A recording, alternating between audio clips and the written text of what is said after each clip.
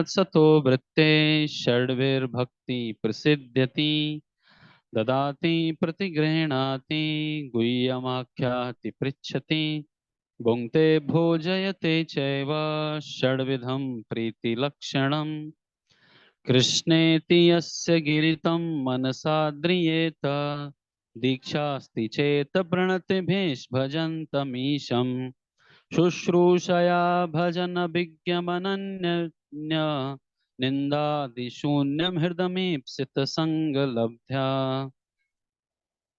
दृष्टे स्वभावजनितैर्वपुषश्च दोषे नाप्राकृतत्वमिह भक्तजनस्य पश्येत् गंगां भसां न खलु बुद्बुदफेण पंकेर्ब्रह्मद्रवत्वमपगच्छति नीरधर्मे स्यात् कृष्ण नाम चरितादिसिताप्त विद्या पित्तोपतप्त रसनस्य न रोचिकानो किन्त्वादरात् अनुदिनं खलु सेव जुष्टा स्वाद्वीक्रमाद् भवति तद्गदमूलहन्त्री तन्नामरूपचरितादिषु कीर्तनानो स्मृत्यो क्रमेण रसना मनसि नियोज्य तिष्ठन् ब्रजे तदनुरागी जनानुगामी कालं नयेदखिलमित्युपदेशसारम्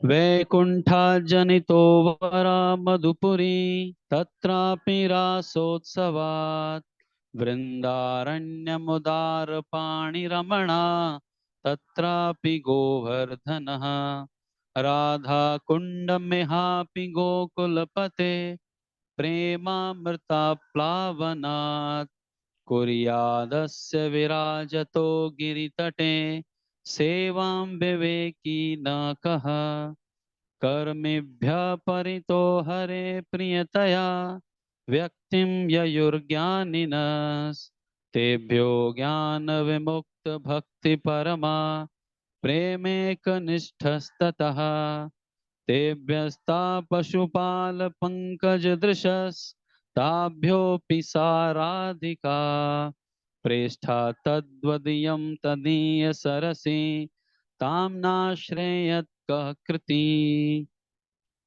एक सही कृष्णस्योच्चै प्रणय वसति प्रेयसीभ्योऽपि राधा कुण्डं चास्या मुनिभिरभितस्त्राद्रगे व्यव्यधायि यत्प्रेष्ठेरप्यसुलभं किं पुनर्भक्तिभाजां तत्प्रेमेदं सकृदपि सरः स्नातुराविष्करोति।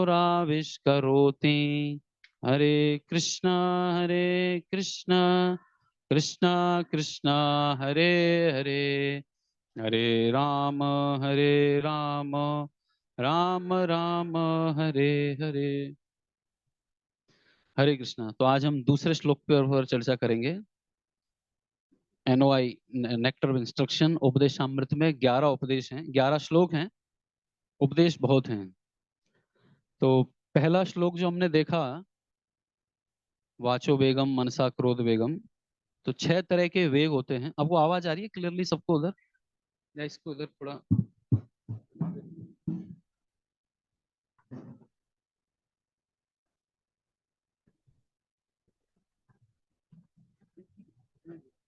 उधर आवाज जा रही है। हरे कृष्ण। तो पहले श्लोक के अंदर 6 वेग जो हैं उनके बारे में चर्चा की गई थी कि अगर किसी को शिष्य बनाने हैं, पूरे विश्व में शिष्य बनाने हैं, तो ये 6 वेग उसके नियंत्रण में होने चाहिए। और हमने एक और चीज देखी थी कि ये 6 वेग कैसे नियंत्रण में आते हैं। शरणागति जिसकी होगी भगवान के प्रति, या भक्ति जिसकी होगी भगवान के प्रति, उसके ये 6 वेग नियंत्रण में आते हैं। तो इसलिए आगे का प्रश्न उठता है, भक्ति को कैसे बढ़ाएं या ऐसे कार्य ना करें जिनसे भक्ति कम हो। तो ये 2 प्रश्नों का उत्तर दिया जा रहा है आगे के 2 श्लोकों में, दूसरे और तीसरे में। कनेक्शन समझ में आ रहा है? भक्ति के माध्यम से ही हम इन 6 वेगों को कंट्रोल कर सकते हैं। एक्चुअली 6 वेगों पे कंट्रोल नहीं करना है, हमें अपनी भक्ति बढ़ानी है। तो इसलिए साधक को पता होना चाहिए क्या करने से भक्ति वो भक्ति में कमी होती है और क्या करने से भक्ति बढ़ती है। और एक और चीज है जो भक्तिविनोद ठाकुर बोलते हैं अपनी कमेंट्री में कि मध्यम अधिकारी जो होते हैं,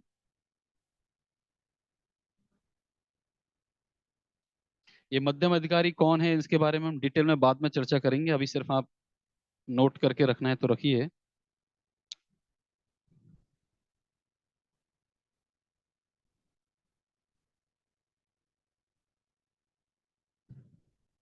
मध्यम अधिकारी के लक्षण वो बताए हैं पहले श्लोक में। मध्यम अधिकारी के जो लक्षण हैं वो पहले श्लोक में बताए गए हैं। और उस मध्यम अधिकारी का एक्सटर्नल बिहेवियर, वो बाहर कैसे दिखता है, वो दूसरे, तीसरे और चौथे श्लोक में बताया है। मध्यम अधिकारी का एक्सटर्नल बिहेवियर, लक्षण बताए हैं पहले श्लोक में, सिम्टम्स।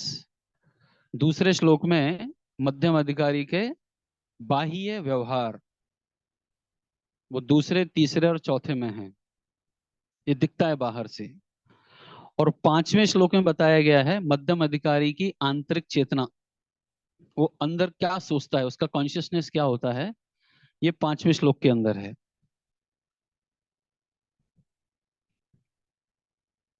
तो हम इसी आज दूसरे श्लोक के ऊपर हम चर्चा करेंगे आज।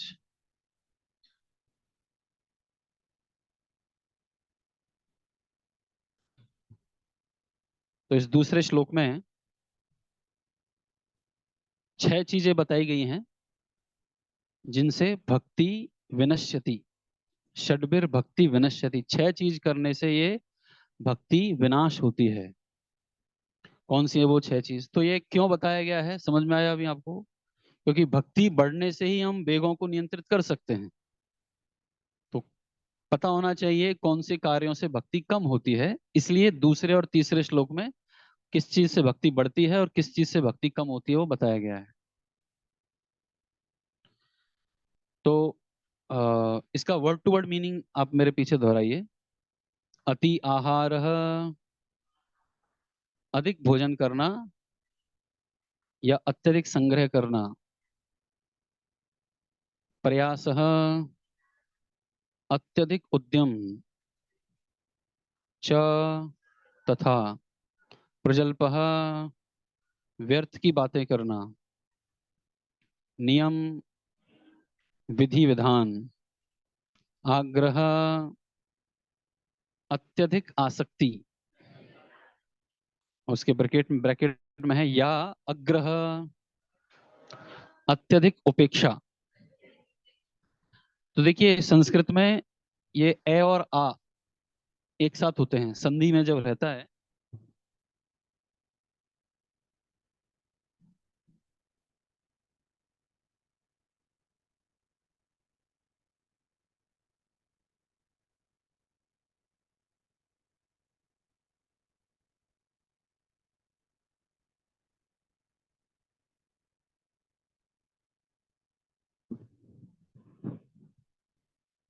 ये नियम आग्रह, इस शब्द को जब संधि विच्छेद करते हैं तो या तो वो हो सकता है नियम आग्रह या नियम अग्रह, दोनों मीनिंग हैं।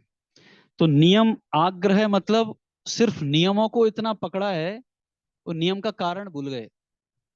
इसलिए इसमें क्या लिखा है देखो, नियम आग्रह मतलब अत्यधिक आसक्ति। किससे आसक्ति? नियमों से। जैसे एक बार एक मंदिर के अंदर एक चौकीदार बैठा रहता था और उस उधर एक बोर्ड लगा हुआ था। जैसे ही मंदिर में एंट्री करते तो उधर एक बोर्ड लगा था, चप्पल यहाँ उतारें। और वहां एक चौकीदार बैठा था जो देखता था कि लोग चप्पल लेके मंदिर में नहीं जाएं। तो एक बार एक व्यक्ति आए अपनी गाड़ी में बैठ के, और उन्होंने चप्पल कहाँ उतारी? अपने गाड़ी में, फोर व्हीलर में चप्पल उतार के आए वो। अब जैसे ही मंदिर में जाने लगे, चौकीदार ने रोका, बोले इधर देखो क्या लिखा है, चप्पल यहाँ उतारें। बोले चप्पल अपने कार में नहीं उतारनी, यहाँ उतारनी है, तब मंदिर जाइए। तो ये क्या हो गया? Spirit of the law and later of the law, दो चीज होती हैं। वो नियम का स्पिरिट नहीं समझ रहे, कि नियम का भाव क्या है वो पता नहीं है, सिर्फ नियम को पकड़ के बैठे हैं, तो नियम आग्रह हो गया वो। फिर एक दूसरा है नियम अग्रह, मतलब कोई नियम विधि विधान का पालन नहीं, उसको दूर कर दिया अभी। अग्रह, ग्रह मतलब पकड़ना, आग्रह मतलब सिर्फ नियम को पकड़ा है, और अग्रह मतलब सब छोड़ दिया। इसलिए ब्रैकेट में क्या लिखा है उधर, अत्यधिक उपेक्षा।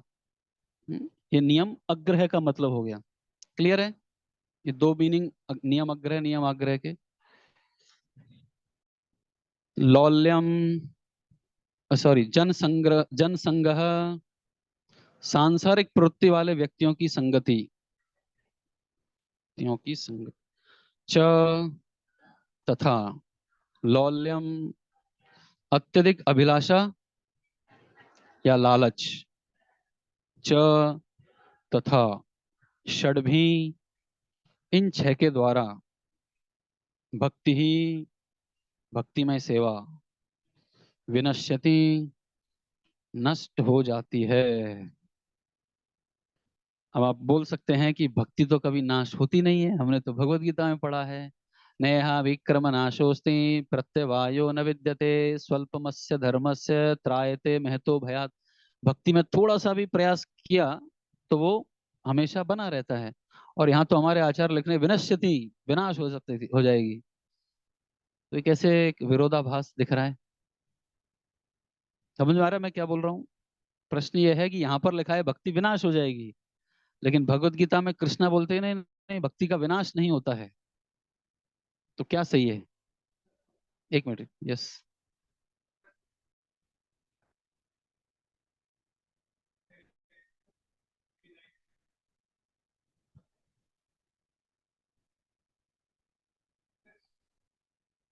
प्रोग्रेस रुक जाएगी, okay, good, yes.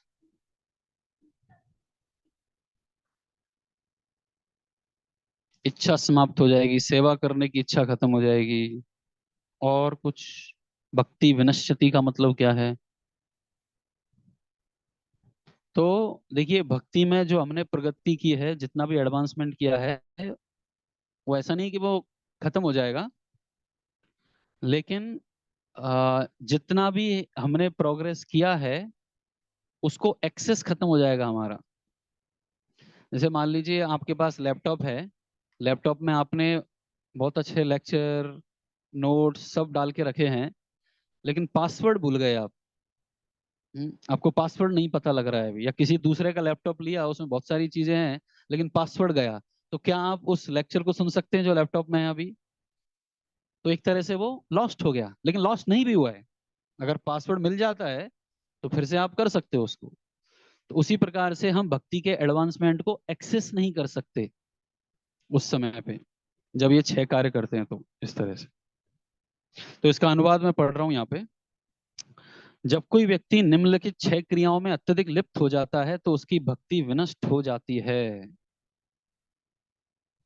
Number one, आवश्यकता से अधिक खाना या आवश्यकता से अधिक संग्रह करना। दो, उन सांसारिक वस्तुओं, तो इसका मतलब क्या है? देखिए यहाँ पर क्या वर्जित, कि क्या करने से भक्ति खत्म हो जाएगी? अत्याहार, यानी अति आहार। आहार से मना नहीं किया गया है, खाने पीने से मना नहीं किया गया है, किससे मना किया गया है? आवश्यकता से अधिक, मोर देन नेसेसरी।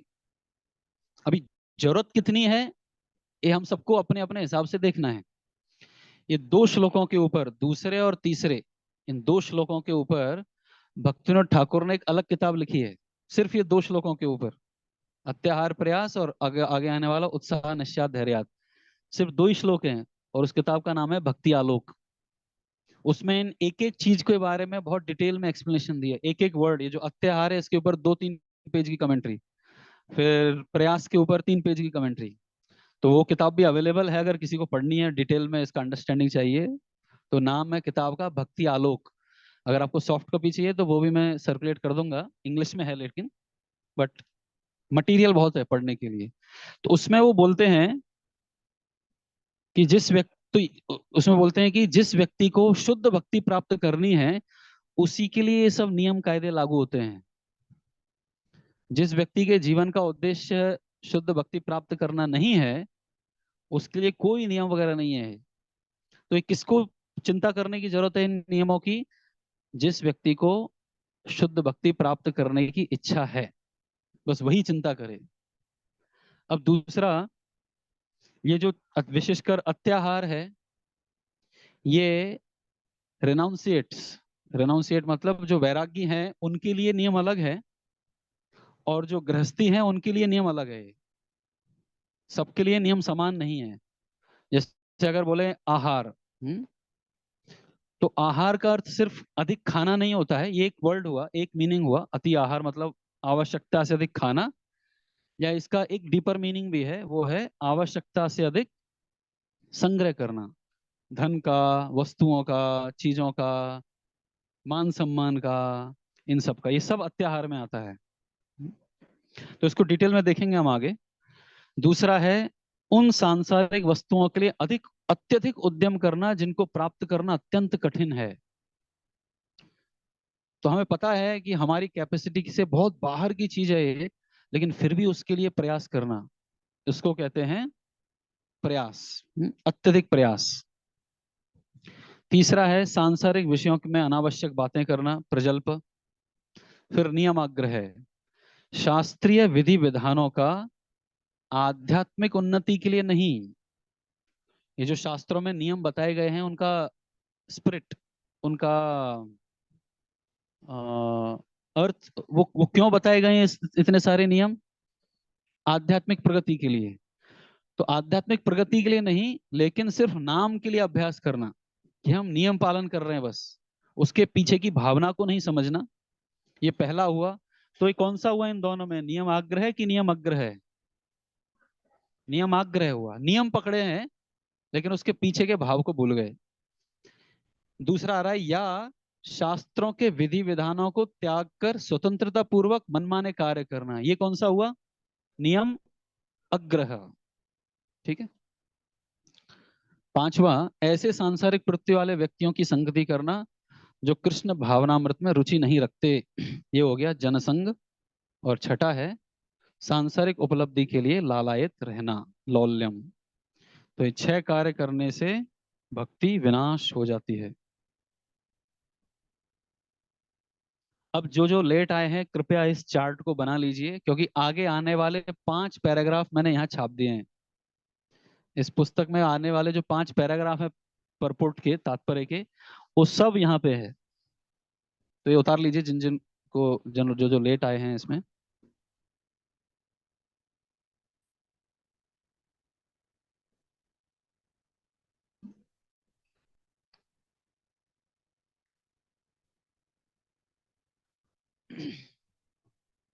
तो आगे से आप जो भी प्रोपाद के परपोर्ट्स को पढ़ते हैं, तात्पर्य को पढ़ते हैं, ये बात क्यों हो रही है आपस में आज एक दूसरे से? हरे कृष्णा, नो टॉकिंग, ये क्लासरूम है।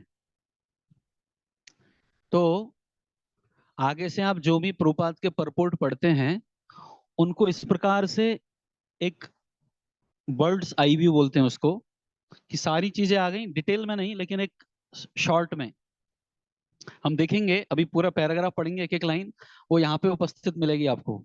तो किस प्रकार समरी करना चाहिए वो आना चाहिए हमें। अगली बार से जब हम पढ़ेंगे तो ये 5 पैराग्राफ पढ़ने की जरूरत नहीं पड़ेगी, सिर्फ ये डायग्राम देखा, ये चार्ट देखा, ये सारा याद हो जाएगा। ओके, उतार लिया सबने?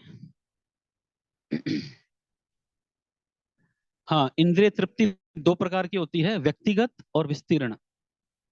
इसको इंग्लिश में लिखा है extended and concentrated, self centered and extended.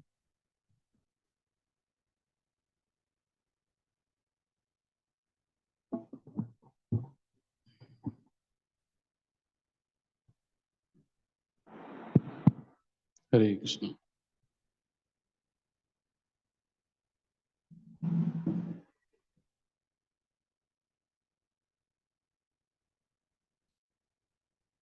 ये तटस्थ शक्ति।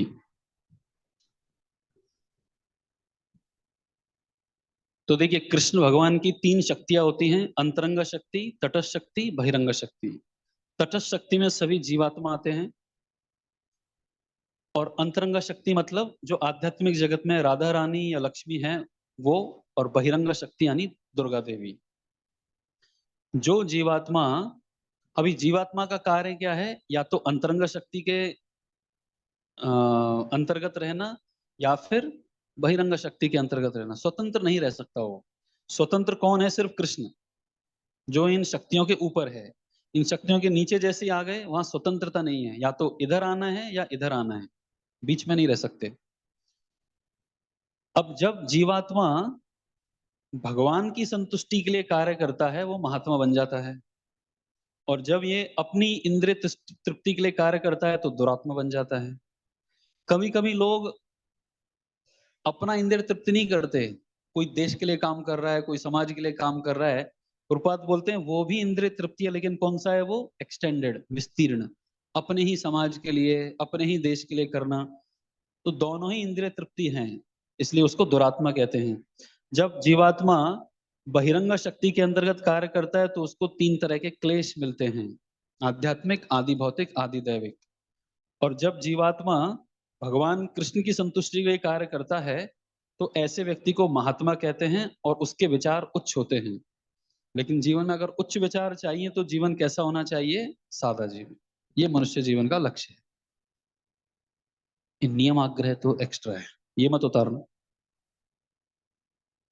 व्यक्तिगत और विस्तीर्ण, सेल्फ सेंटर्ड, एक्सटेंडेड।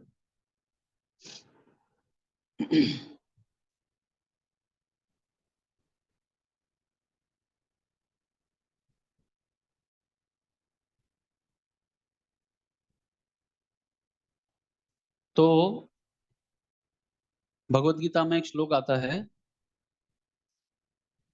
मनसस्थानी इंद्रियाणी प्रकृति स्थानी कर्षति। हर एक व्यक्ति इस जीवन में क्या कर रहा है? संघर्ष कर रहा है। हुँ? किसके लिए संघर्ष चल रहा है हम सबका? अस्तित्व के लिए। मनसस्थानी इंद्रियाणी प्रकृति स्थानी, इस भौतिक प्रकृति में अपना स्थान बनाने के लिए हर एक व्यक्ति को संघर्ष करना पड़ रहा है। और जितना हम भगवान के बनाए गए नियमों से अलग होते जाएंगे, संघर्ष उतना ही बढ़ता जाता है।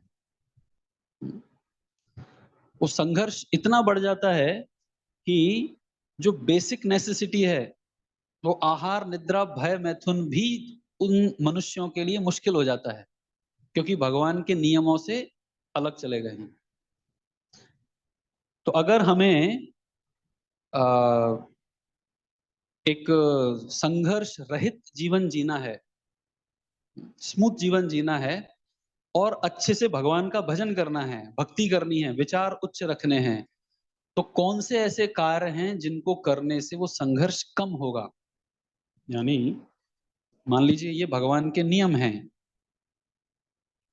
इन नियमों से जितना हम दूर जाएंगे, उतना संघर्ष बढ़ता जाएगा। तो ऐसे कौन से कार्य हैं जिनको करने से हम वापस अपनी ऐसी स्थिति में आए कि संघर्ष कम हो? तो वो कार्य कौन से हैं? वो हैं ये 6 कार्य, जिनको नहीं करने से, यानी इनसे बचने से हमारा संघर्ष कम होता है और हम भक्ति अच्छे से कर सकते हैं। तो ये है सारांश अगले 5 पैराग्राफ का। क्लियर?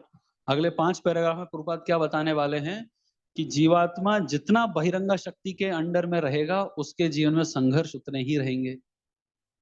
इसलिए क्या करना है? ऐसे कार्य कीजिए जिनसे वो संघर्ष कम हो। कौन से वो कार्य?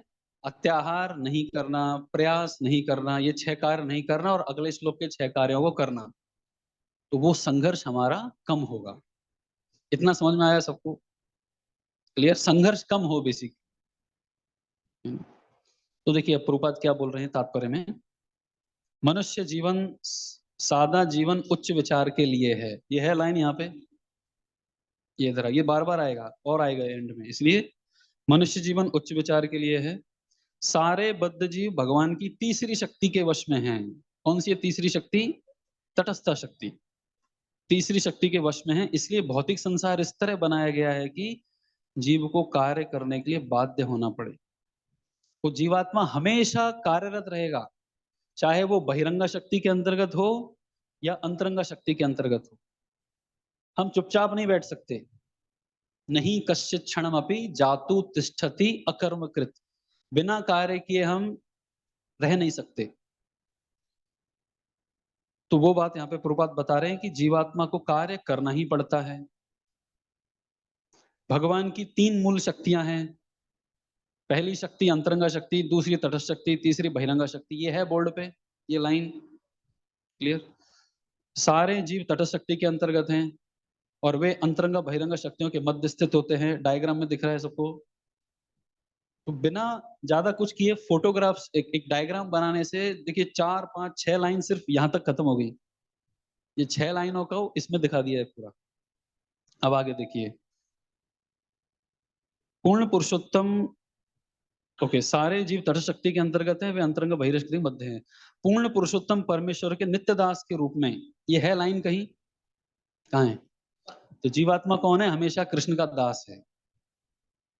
ये दिख रहा है यहाँ पे लाइन। जीवात्मा हमेशा परमात्मा परमेश्वर का दास है।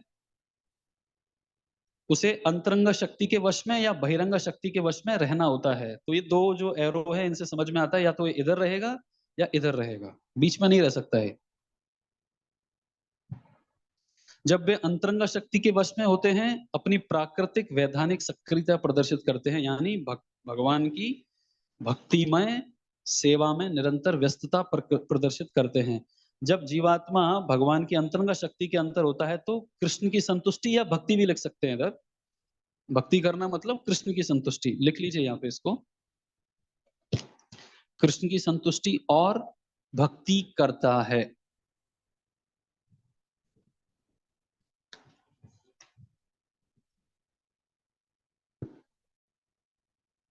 कोई ऐसी लाइन है जो छूट गई है अभी तक? यहाँ पे नहीं आई है डायग्राम में, सारी लाइनें आई हैं। क्लियर? आगे लिख रहे हैं, इसे भगवत गीता में बताया गया है। तो ऐसे लोग जो भगवान की अंतरंग शक्ति में रहकर सेवा करते हैं, भक्ति करते हैं, ऐसे लोगों को महात्मा कहते हैं। अब वो महात्मा का रेफरेंस दे रहे प्रभुपाद, कहाँ है पे वो महात्मा? भगवत गीता के 9.13 में। मेरे पीछे दोहराइए, महात्मानस्तु मां पार्थ देवीं प्रकृतिमाश्रिता भजन्ति अनन्य मनसो ज्ञात्वा भूतादिम अव्ययम। महात्मानस्तु, जो महात्मा है वो, तू का मतलब बट, मतलब इसके पहले किसी दुरात्मा का चर्चा हो रहा था, लेकिन जो महात्मा है वे मोहग्रस्त नहीं हैं। ऐसे महात्मा दैवी प्रकृति के संरक्षण में रहते हैं। दैवी प्रकृति मतलब अंतरंगा शक्ति। वे पूर्णतः भक्ति में सेवा में संलग्न रहते हैं क्योंकि वे मुझे पूर्ण पुरुषोत्तम के रूप में आदि और अव्यय मानते हैं। अभी आगे आने वाले श्लोक को, आगे आने वाले पैराग्राफ को आप महात्मा और दुरात्मा ऐसा टाइटल दे सकते हैं। जो पैराग्राफ है आगे, नेक्स्ट पैराग्राफ, उसमें उसको टाइटल दीजिए महात्मा स्लैश दुरात्मा। इन दोनों के बीच में अंतर समझाया जाएगा। तो महात्मा कौन है?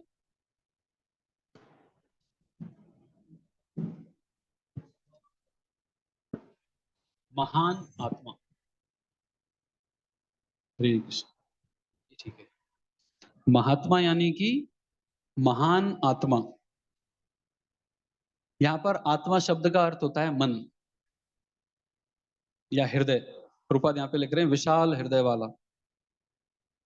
आत्मा का मतलब है यहाँ पर मन।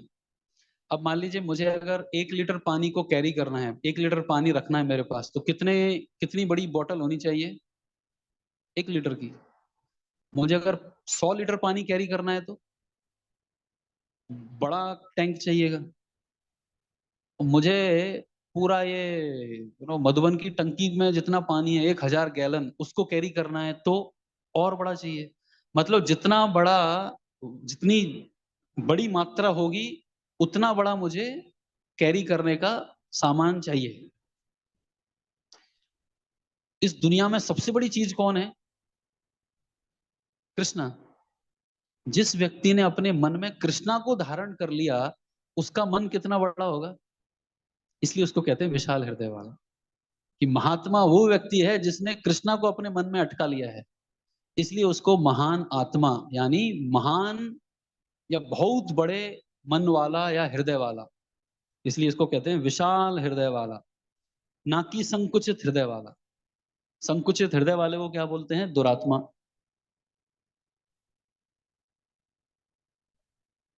तो महान आत्मा मतलब जो जिसने भगवान को अपने मन में रख लिया है, महान व्यक्ति को अपने मन में रख लिया, उसको महात्मा कहते हैं। प्रभुपाद कई एक जगह पे भी बोले महात्मा का मतलब ये नहीं है जिसने रबर स्टैंप लगा के अपने आप को महात्मा कहता है। विशेषकर वो गांधी के बारे में बोलते थे, महात्मा गांधी। हमको महात्मा बोला तो सबसे पहले उसी का याद आता है। तो महात्मा कौन है? तो पहले वो दुरात्मा के बारे में बोलेंगे। सदैव अपनी इंद्रियों की तृप्ति में लगे रहने वाले संकुचित हृदय वाले व्यक्ति। तो दुरात्मा कौन हुआ? सदैव इंद्रिय तृप्ति में लगे रहने वाला। तो वो क्या करेगा? दुरात्मा इंद्रिय तृप्ति करेगा, और इसलिए वो संकुचित हृदय वाला है। क्यों? क्योंकि उसके मन में भगवान नहीं है, उसके मन में खुद की इंद्रिय तृप्ति है बस। तो ऐसे व्यक्ति कभी कभी अपने कार्यों का विस्तार कर लेते हैं। किस नाम से? राष्ट्रवाद, मानवतावाद, परोपकारवाद, ऐसे किसी वाद के माध्यम से अन्यों की भलाई कर सकें। अब ये क्या है? ये बहुत ही एक तरह का ढोंग है जो दुनिया में चलता है। लोग कहते हैं हम राष्ट्रवाद के लिए जी रहे हैं, समाज के लिए जी रहे हैं, समाज सेवा कर रहे हैं। तो लगेगा ये लोग कैसे दुरात्मा हुए, ये तो बड़े हृदय के लोग हैं, संकुचित नहीं है। तो प्रभुपाद उसी को ही सॉल्व कर रहे हैं यहाँ पर। ये बहुत महत्वपूर्ण कंसेप्ट है, ये हमको समझ में आना चाहिए और दूसरों को समझाने पे भी आना चाहिए कि किस प्रकार समाज सेवा ये बहुत बड़ी चीज नहीं है, ये भी इंद्रिय तृप्ति ही है। क्योंकि वो किसके समाज की सेवा कर रहा है? मेरे समाज की। भारत महान नहीं है, मेरा भारत महान है, वो मेरा होना चाहिए। तो सदैव अपनी इंद्रिय तृप्ति में रहने वाले कभी कभी मानवतावाद, परोपकारवाद के माध्यम से अन्यों की भलाई कर सके, वे अन्यों की इंद्रिय तृप्ति के लिए खुद की इंद्रिय तृप्ति का परित्याग कर सकते हैं। जैसे कई बार परिवार में माता पिता अपना पेट नहीं भरते, बच्चों का भरते हैं। तो क्या बहुत बड़ा काम हो गया ये? बोले वो भी इंद्रिय तृप्ति ही है, वो एक्सटेंडेड इंद्रिय तृप्ति है। आप अपना पेट नहीं भर रहे, बच्चों का पेट भर रहे हो, तो ये कोई बहुत महान काम नहीं हुआ। उसी प्रकार कोई समाज के लिए कार्य करता है, फिर कोई देश के लिए करता है, कोई मानवता के लिए करता है। कई ऐसे लोग हैं जो ह्यूमन राइट्स ह्यूमन राइट्स के ऊपर लड़ाई करेंगे, लेकिन ब्रेकफास्ट में क्या खाएंगे? नॉनवेज। गुरुपाद कहते थे अरे सब लोग भगवान की सृष्टि के अंतर्गत आते हैं, एक को कैसे आप बचाने का प्रयास कर रहे हो? सबको बचाना चाहिए। तो आगे लिखते हैं, तो हाँ, परित्याग कर सकते हैं जैसे अपने परिवार, जाति या समाज के सदस्यों के लिए, और वह भी राष्ट्रीय या अंतरराष्ट्रीय स्तर पर। वास्तव, ये लाइन अंडरलाइन करने की है, नेक्स्ट लाइन। वास्तव में यह सब विस्तीर्ण इंद्रिय तृप्ति है। ये सब क्या है? इंद्रिय तृप्ति है, लेकिन एक्सटेंडेड, विस्तीर्ण। खुद की नहीं हो रहा है, खुद की इंद्रिय तृप्ति नहीं है अभी, अभी विस्तीर्ण, नेक्स्ट एक्सटेंडेड है। जो व्यक्तिगत से जातिगत और जातिगत से समाजगत हो सकती है। इन दोनों में अंतर आना चाहिए। व्यक्तिगत इंद्रिय तृप्ति किसे कहते हैं? खुद का, खुद का सेल्फिश होना, वो व्यक्तिगत इंद्रिय तृप्ति हुआ। और विस्तीर्ण इंद्रिय तृप्ति मतलब हाँ, समाज का, परिवार का, दूसरे, खुद को आप वो लग सकता है कि व्यक्ति खुद त्याग कर दिया, लेकिन किसके लिए त्याग किया है? समाज के लिए, दूसरों के लिए, लेकिन है सब वो अपने ही। जैसे भागवतम में ये कंसेप्ट आता है कि आप सबको याद है ब्रह्म विमोहन लीला में भगवान ने अपने आप को बदल लिया था, सब में, सब गोप के रूप में भगवान थे। तो वहां पर सब लोगों का प्रेम कृष्ण के प्रति बढ़ गया। तो वहां एक प्रश्न उठाया जाता है, जनरली माता पिता अपने बच्चों को प्रेम करते हैं, यहाँ पर क्या हो रहा था? माता पिता अपने बच्चों को साइड में रख रहे थे, कृष्ण से ज्यादा प्रेम कर रहे थे। तो वहां प्रश्न उठाया गया, लोग इतना प्रेम क्यों कर रहे हैं कृष्ण से? तो उसका उत्तर देते हैं, बहुत सिस्टमेटिक उत्तर देते हैं वहां पर सुखदेव गोस्वामी। कहते हैं कि हम अपने शरीर से क्यों प्रेम कर, सबसे ज्यादा हम किसको प्रेम करते हैं? अपने आप से। अपने शरीर से क्यों प्रेम करते हैं? क्योंकि शरीर में आत्मा है। फिर हम अपने आत्मा से क्यों प्रेम करते हैं? क्योंकि ये भगवान का पार्ट है, परमात्मा है। तो एक तरह से सब कोई किसको प्रेम कर रहा है? भगवान को। क्योंकि हम भगवान को प्रेम कर रहे हैं इसलिए अपनी आत्मा को करते हैं, अपनी आत्मा को कर रहे हैं इसलिए अपने शरीर को कर रहे हैं, अपने शरीर को कर रहे हैं इसलिए शरीर से संबंधित हर वस्तु को कर रहे हैं। वृंदावन में क्या है, ये भगवान से प्रेम डायरेक्ट दिखता है, हम इनडायरेक्टली कर रहे हैं, इतना ही अंतर है। तो भक्ति का मतलब ये जो टेढ़ा मेढ़ा प्रेम है इसको सीधा करना, इसको भगवान की तरफ ले जाना सीधा, इस तरह से। तो ये जो विस्तीर्ण इंद्रिय तृप्ति है, यह भौतिक दृष्टि से भले ही बहुत अच्छा लगे, लोगों को बहुत प्राउड फील होता है, ये समाज की सेवा की, ये की, लेकिन ऐसे कार्यों का कोई आध्यात्मिक महत्व नहीं होता है। Underline this line also. ये विस्तीर्ण इंद्रिय तृप्ति में क्या प्रॉब्लम है, इसका कोई आध्यात्मिक अर्थ महत्व नहीं होता है।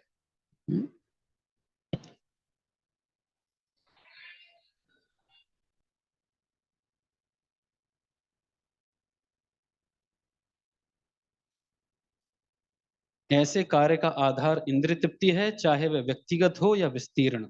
जब मनुष्य परम भगवान की इंद्रियों की संतुष्टि करता है, केवल तभी उसे महात्मा अर्थात विशाल हृदय वाला व्यक्ति कहा जा सकता है। तो महात्मा का मतलब जो कृष्ण की संतुष्टि के लिए कार्य करे। अब ये इंद्रिय तृप्ति के लिए कार्य नहीं कर रहा है, ये कृष्ण की संतुष्टि के लिए कार्य कर रहा है, इसलिए ये व्यक्ति महात्मा है। दुरात्मा का मतलब जो अपनी ही इंद्रिय तृप्ति के लिए, और क्यों कर रहा है वो, क्योंकि वो बहिरंग शक्ति के अंतर्गत है।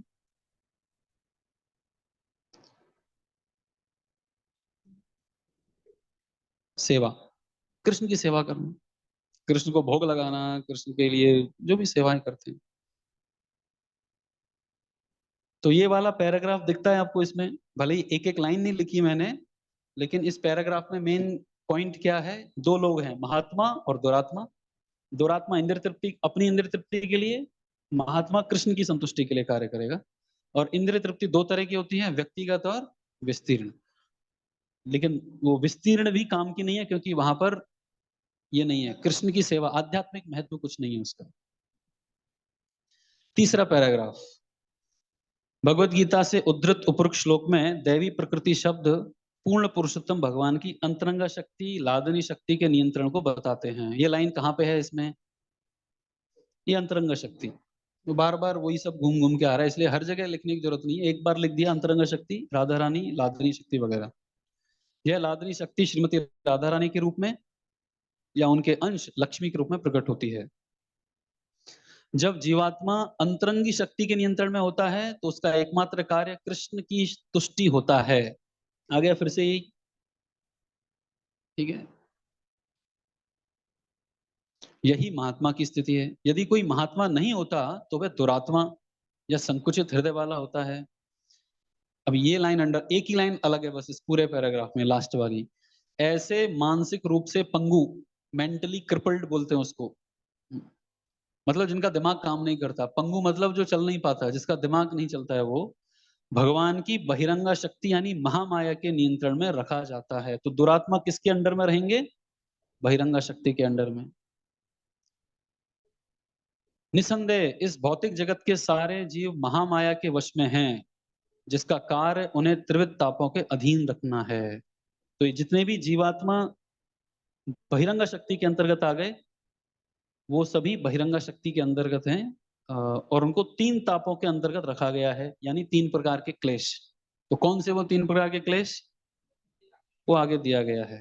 ये ताप है आदि दैविक क्लेश, देवताओं द्वारा उत्पन्न किया गया, भूचाल, सूखा, तूफान आदि भौतिक क्लेश, अन्य जीवों के द्वारा या कीड़े शत्रुओं द्वारा। आध्यात्मिक क्लेश अपने शरीर तथा मन द्वारा उत्पन्न क्लेश, मानसिक शारीरिक अस्थिरता। दैव भूतात्म हेतवः, बहिरंग शक्ति के नियंत्रण द्वारा इन तीनों क्लेशों से पीड़ित बद्ध जीवात्मा अनेक कठिनाइयां उठाते हैं। तो ये चार पैराग्राफ में से कौन सी ऐसी लाइन है जो यहाँ पे नहीं है, तो हमें नोट्स इस प्रकार से बनानी चाहिए, कम शब्दों में। अभी तीन ताप हैं, उनको लिखने की जरूरत नहीं है, आप सबको पता है वहां पे ऐसा। हाँ, ये लास्ट वाला पैराग्राफ किस लिए दिया गया है, कोई बोल सकता है क्या प्रॉब्लम है, मैं बहिरंग शक्ति में आराम से रह रहा हूं, मैं रहने दो, मेरे को नहीं बनना मुझे महात्मा, आई एम हैप्पी बहिरंग शक्ति के नियंत्रण में खुश हूं मैं, खुश नहीं रहने दिया जाएगा। वहां पे ये 3 प्रकार के ताप आते रहेंगे। इसलिए व्यक्ति को ये व्यक्तिगत और विस्तीर्ण दोनों इंद्रिय तृप्ति छोड़ के कृष्ण की संतुष्टि के लिए कार्य करना चाहिए। और वो कार्य करने के लिए अनुकूल वातावरण होना चाहिए। और वो अनुकूल वातावरण क्या है? अत्याहार नहीं करना। अगर अत्याहार कर रहे हैं हम तो सेवा नहीं कर सकते कृष्ण की।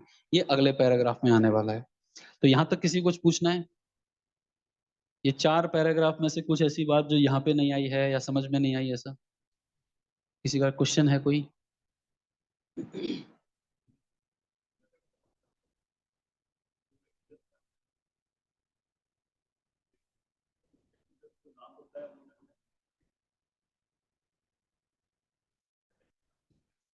तो देखिए यहाँ पर क्या लिखा गया है। अत्याहार का अर्थ वो है जब आप अपने इंजॉयमेंट के लिए कार्य कर रहे हो।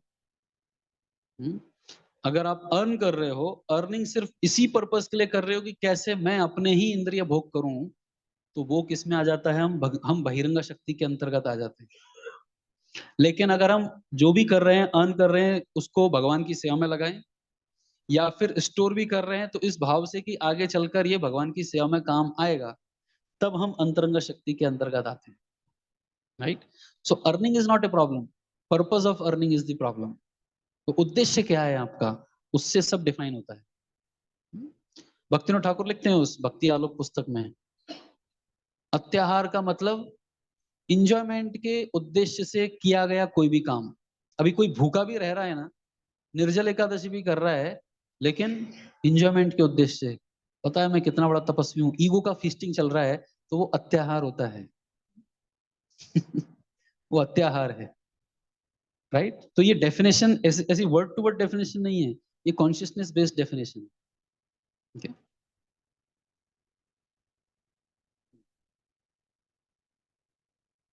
एक मिनट आप माइक लीजिए।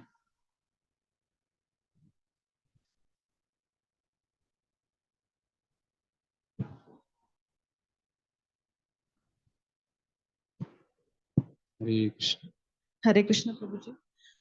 ये जो 3 ताप है, भक्ति में आने के बाद भी बने ही रहते, तो ऐसा तो नहीं होता कि भगवान ने कब कहा कि भक्ति आने के बाद ये 3 ताप खत्म हो जाएंगे? तो आप अभी ये कहा कि अगर बहिरंगा हम शक्ति के अंडर नहीं नहीं नहीं रहेंगे नहीं, तो हाँ ये वही तो, हम किधर हैं वो डिफाइन करना ना। ऐसा थोड़ी है कि मैंने माला हाथ में पकड़ ली तो मैं इधर आ गया। वो हमारी चेतना कहाँ अटकी हुई है? हम अभी भी कृष्ण की संतुष्टि के लिए कर रहे हैं क्या? तो अगर हम भगवान की संतुष्टि के लिए कर रहे हैं तो ये 3 ताप हमको प्रभावित नहीं करेंगे, भले ही ये वो रहेंगे 3 ताप। क्योंकि चेतना अभी भौतिक स्तर से आध्यात्मिक स्तर पे आ गई है। तो जब कॉन्शियसनेस ऊपर है तो व्यक्ति को समझ में नहीं आएगा कि 3 ताप हैं। लेकिन 3 ताप तो रहेंगे, गर्मी उतनी रहेगी, सर्दी उतनी रहेगी। लेकिन अभी कई लोग होता है ना, वो फोन पे यही बात करते रहते हैं, अरे सर्दी बहुत है, यहाँ बारिश बहुत है, अभी गर्मी बहुत पड़ रही है। वो डिस्कशन उसी पे चल रहा है, मतलब वो प्रभावित है। लेकिन अगर चेतना आध्यात्मिक स्तर पे है तो वो सेवा के लिए पूछेगा, सेवा के बारे में बातें होंगी। चेतना ऊपर उठ गई तो 3 ताप तो रहेंगे। आप कितना प्रभावित होते हो वो आपकी चेतना के ऊपर निर्भर करता है कि इधर है कि इधर है।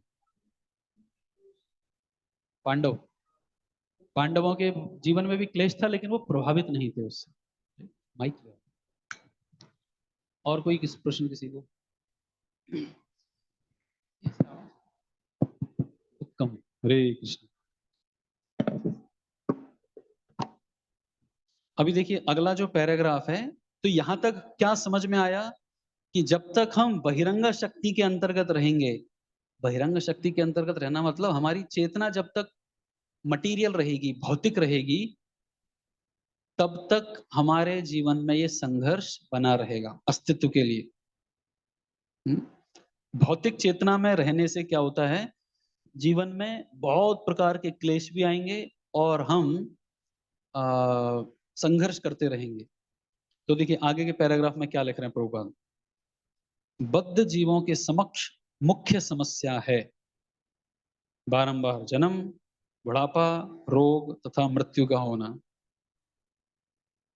कितनी बार हम इस समस्या के बारे में सोचते हैं जीवन में? प्रभुपाद बोल रहे हैं मुख्य समस्या है। कितनी बार सोचते हैं हम इस समस्या के बारे में। जैसे मान लीजिए किसी व्यक्ति को जॉब लगना है, जैसे कॉलेज से पास आउट होते बच्चे फाइनल ईयर में या फाइनल ईयर से पास आउट होने के बाद कोई अगर जॉब इंटरव्यू या कंपनी के इंटरव्यू के बारे में बात आती है, तो दिन भर सुबह शाम वही दिमाग में चलता रहता है। जैसे ही सुबह उठता है उसको वही चलता है, आज कौन सी कंपनी आएगी, उसमें मुझे क्या बोलना है, कैसे प्रिपेयर करना है। किसी का अगर एग्जाम है कल, तो सुबह उठते ही सबसे पहले वो उसी चिंता के बारे में सोचे, क्योंकि वो उसकी मुख्य चिंता है। यहाँ पर गुरुपाल लिख रहे हैं, बद्ध जीवात्मा की मुख्य समस्या क्या है? जन्म मृत्यु जरा व्याधि। लेकिन ये ऐसी मुख्य समस्या है जिसके बारे में जीवात्मा सोचता ही नहीं है कभी। तो आध्यात्मिक जीवन शुरू होने का मतलब है इन प्रॉब्लम्स के बारे में भी सोचना, क्योंकि जब तक हम बहिरंगा शक्ति के अंतर्गत रहेंगे ये प्रॉब्लम बनी रहेगी बार बार। भौतिक जगत में मनुष्य को शरीर तथा आत्मा के पालन हेतु कार्य करना होता है, एक्टिव रहना होता है। जैसे ये बताया हमने, यहाँ पर जीवात्मा हमेशा एक्टिव है, या तो अंतरंगा शक्ति में एक्टिव रहना पड़ेगा या बहिरंगा शक्ति में। लेकिन वह ऐसे कार्य को किस तरह करे जिससे वह कृष्ण भावनामृत संपन्न करने के लिए अनुकूल रहे। ये कनेक्शन है, इसको अंडरलाइन कीजिए। प्रभुपाद यहाँ पर कनेक्शन बता रहे हैं किस चीज का। कार्य तो हमें करना है, लेकिन किस प्रकार से कार्य करें कि वो भक्ति करने के लिए अनुकूल बने रहे कार्य। क्या होगा ऐसे अनुकूल कार्य करने से? भक्ति में अनुकूल कार्य करने से क्या फायदा होगा?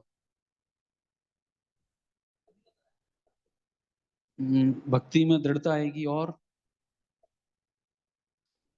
संघर्ष कम होगा जीवन में, जीवन आराम से बीत सकता है। नहीं तो सिंपल खाने के लिए भी स्ट्रगल करना पड़ेगा, बेसिक नेसेसिटी के लिए भी स्ट्रगल करना पड़ेगा। तो ये अंडरलाइन करिए आप इस लाइन को, कृष्ण भावनामृत संपन्न करने के लिए अनुकूल रहे, ऐसे कैसे कार्य करें। तो अब यहां से शुरू होगा, अत्याहार नहीं करना चाहिए, प्रजल्प नहीं करना चाहिए, प्रयास नहीं करना चाहिए, यहां से कनेक्शन शुरू होगा। तो अभी तक प्रभुपाद ने जो 4 पैराग्राफ में समझाया, वो यही समझाया है कि हम स्वतंत्र नहीं हैं। हमारे हर एक एक्शन, हमारा जो भी हर एक कार्य है, एक्शन है, we are responsible for it, उसके हम जिम्मेदार हैं। अगर हमने भक्ति के प्रतिकूल कार्य किए तो जीवन में संघर्ष बढ़ जाएगा, परेशानी बढ़ जाएगी। अनुकूल कार्य किए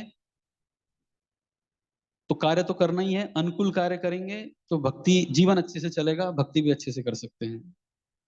तो सबसे पहला काम, कौन सा काम करना है? हर व्यक्ति को अन्न वस्त्र धन तथा शरीर के पालन हेतु अन्य जरूरी वस्तुओं की आवश्यकता होती है। ये आवश्यकता है, रोटी कपड़ा मकान धन शरीर पालन के लिए जरूरी है। प्रॉब्लम कहां से होती है? लेकिन उसे अपनी वास्तविक मूल आवश्यकता से अधिक संग्रह नहीं करना चाहिए। यदि इस प्राकृतिक नियम का पालन किया जाए तो शरीर के पालन में कोई कठिनाई नहीं होगी। कौन सा नियम, कौन सा प्राकृतिक नियम बता रहे हैं प्रभुपाद? संग्रह नहीं करना है, आवश्यकता से अधिक संग्रह नहीं करना है। ये कहीं देखने को मिलता है ऐसा आपको कि जीवन शरीर के पालन में कोई कठिनाई नहीं होती उस आत्मा को जो संग्रह नहीं करता है, आराम से जीवन चलता है? कहाँ देखने को मिलता है ऐसा उदाहरण? कौन? पशु पक्षी, दोनों। कितने ऐसे जीव जानवर हैं जो कल के लिए सोचते हैं, स्टोर करके रखते हैं? No one. आगे बताएंगे प्रभुपाद इसमें कि अगर रास्ते में एक राइस का बोरा रखा है तो चिड़िया आएगी, अपने 4 दाने खा के निकल जाएगी। गाय आएगी, जितना उसका पेट भरा खा के निकल जाएगी। आदमी आएगा, साइकिल पे रख के उठा के लेके जाएगा उसको। इसीलिए वो बीमार पड़ता है इसीलिए उसके जीवन में संघर्ष आता है। तो जो जो जानवर हैं उनको पता है, उनको भरोसा है, अगर भगवान ने मेरा मुंह फाड़ा है तो पेट भरने के लिए भी देंगे वो। उनको ज्यादा भरोसा है हमसे। हम क्या सोचते हैं, अगर कम हो गया तो, मार्केट डाउन हो गया तो ये हो गया तो in case this happens, in case that happens, ये सब किस चीज की निशानी है? भगवान पे भरोसा कम होने की निशानी है।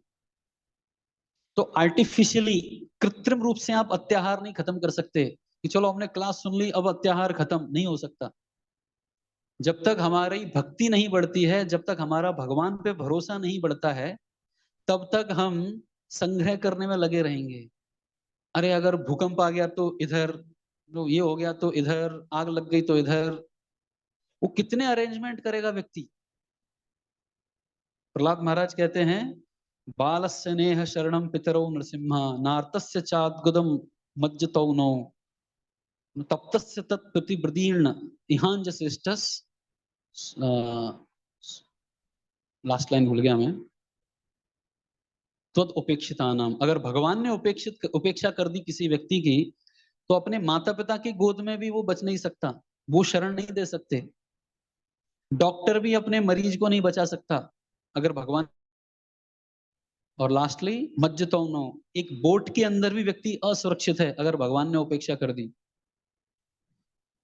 तो अगर व्यक्ति को भगवान पे भरोसा नहीं है, तब फिर उसके ये सारे कार्य शुरू हो जाएंगे, अत्याहार करना, संग्रह करना, इकट्ठा करना, इधर से उधर, उधर इधर ये करना। तो अत्याहार का डायरेक्ट कनेक्शन है भगवान से, भगवान के ऊपर फेथ, विश्वास कितना है उसके ऊपर। तो आगे लिखते हैं, प्रकृति की व्यवस्था के अनुसार विकास की सीढ़ी में निम्न स्थान पर स्थित जीव ना तो आवश्यकता से अधिक खाते हैं, ना संग्रह करते हैं। किसी जानवर को आज तक अपच हुआ है? बोलेगा हमको पता ही नहीं है। नहीं होता है क्योंकि वो उतना ही खाते हैं और बराबर टाइम पे खाते हैं। वो आपने देखा होगा, गाय जो होती है वो सुबह सुबह खाती है। जानवर जो है अपनी आवश्यकता के अनुसार ही ग्रहण करते हैं। वो बोलते हैं ना, शेर भूखा मर जाएगा लेकिन घास नहीं खाएगा वो मनुष्य के जैसा नहीं है, 24 घंटे मशीन चालू ही रहती है, हमेशा खाना खाना, संग्रह करना है। तो देखिए क्या लिखा है यहाँ पर, विकास की सीढ़ी में निम्न स्थान पर स्थित जीव, मतलब जो जानवर होते हैं, हालांकि वो लोअर लेवल पे हैं, लेकिन वो प्रकृति के नियमों को तोड़ते नहीं हैं, ना तो अधिक खाते हैं ना संग्रह करते हैं। इसलिए पशु जगत में सामान्यतः कोई आर्थिक समस्या नहीं उठती है। There is no economic problem in animal kingdom. आज तक कोई कुत्ता आके रोया है, पता नहीं हमारे कब को रोटी मिलेगी नहीं मिलेगी, हमारा इंश्योरेंस, हमारी पॉलिसी? No one. और ना ही आवश्यक वस्तुओं का अभाव रहता है, तो बराबर टाइम पे उसको चीजें मिलेंगी। जैसे ये आगे उदाहरण बता रहे हैं प्रभुपाद, यदि किसी सार्वजनिक स्थान पर एक बोरा चावल रख दिया जाए तो चिड़िया आकर कुछ दाने चुगेंगी और चली जाएंगी, लेकिन मनुष्य तो पूरा बोरा उठा ले जाएगा। उसके पेट में जितना आएगा उतना वह खाएगा और जो बचेगा उसे भंडार में रख देगा। शास्त्रों के अनुसार इस प्रकार से अधिक का संग्रह अत्याहार वर्जित है। इस समय सारा विश्व इसी के कारण कष्ट उठा रहा है। थोड़ा हम इसके ऊपर चर्चा करेंगे अभी।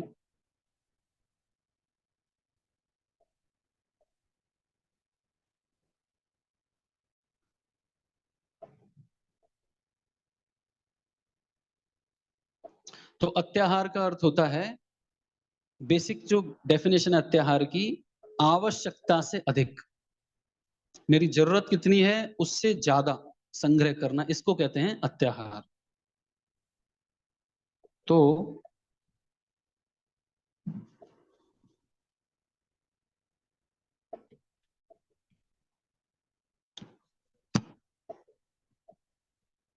अभी सब लोग ऑनेस्ट आंसर देना, ठीक है?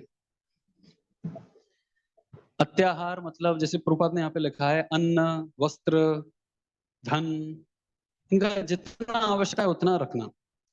अभी जैसे स्टूडेंट लाइफ में लोगों को होता है, हमारे जो पेन होते हैं, पेन, बच्चों को पेन, पेंसिल, 15-15 पेन, 10-10 अलग कलर के, 2 पेन से काम चल सकता है, लेकिन 15 पेन रखना, ये क्या हो गया? अत्याहार।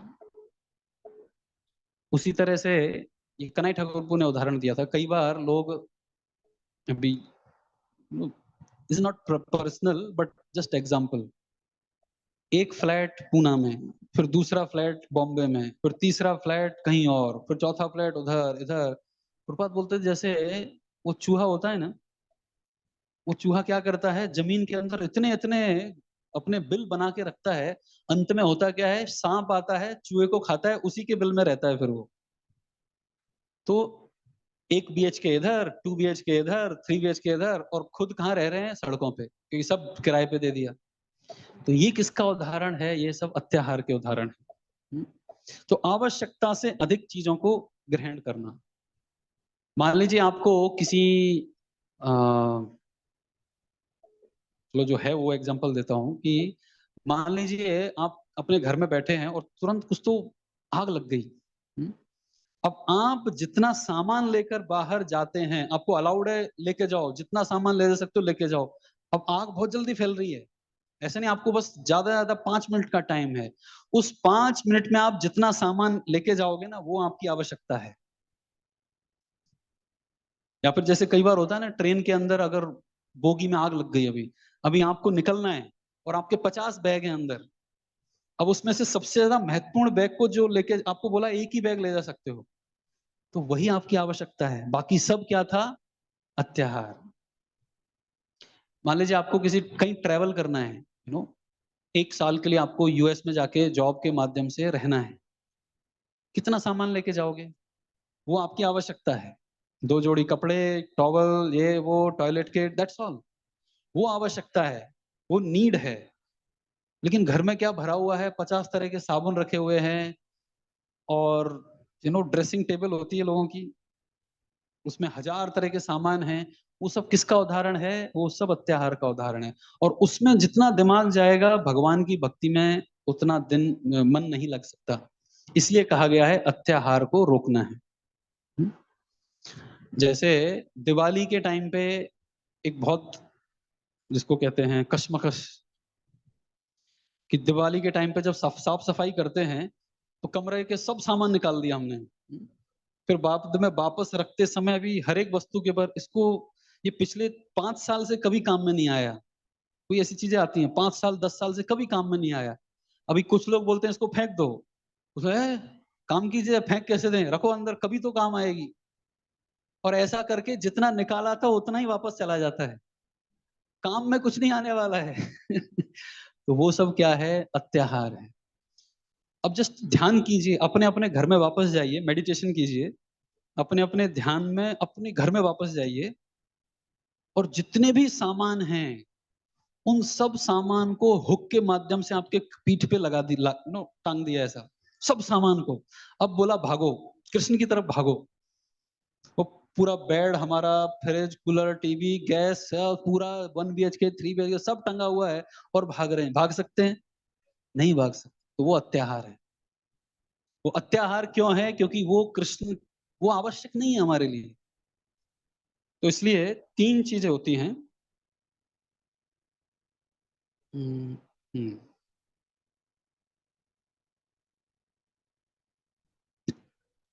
अगर तो देखिए, ऐसा नहीं कि चीजें हमारे ये आउटसाइड स्पेस को कवर करती हैं।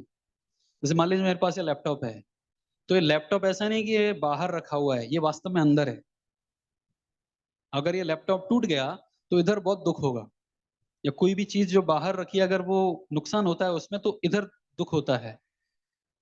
तो सोचिए, जिस व्यक्ति के दिमाग में पूरा उसका सामान वामान सब रखा हुआ है, जब करते समय किधर मन लगेगा, मन लग सकता है उधर? थोड़ा सा भी किसी भी वस्तु में इधर उधर फेरबदल हो गया, खत्म हो गया उसका भजन।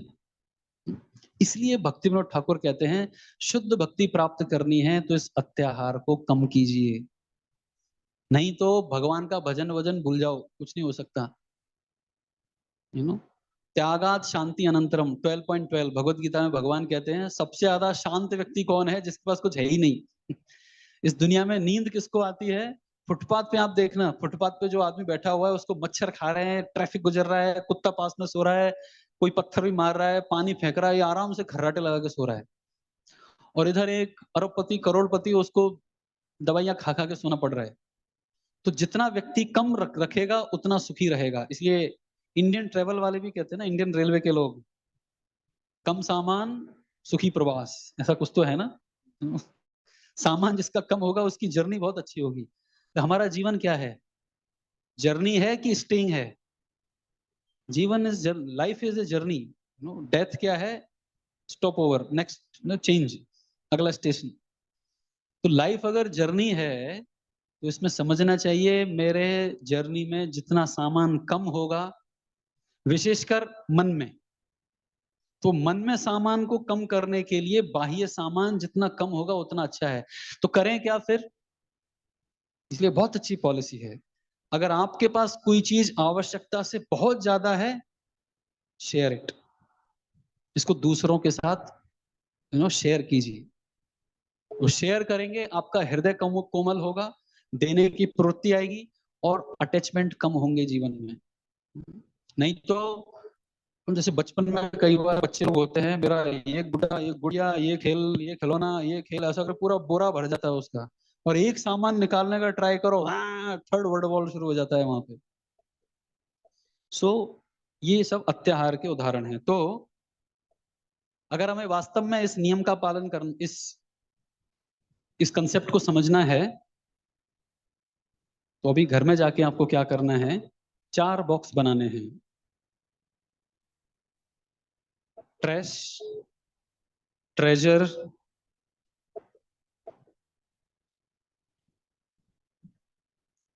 Temporary and transfer.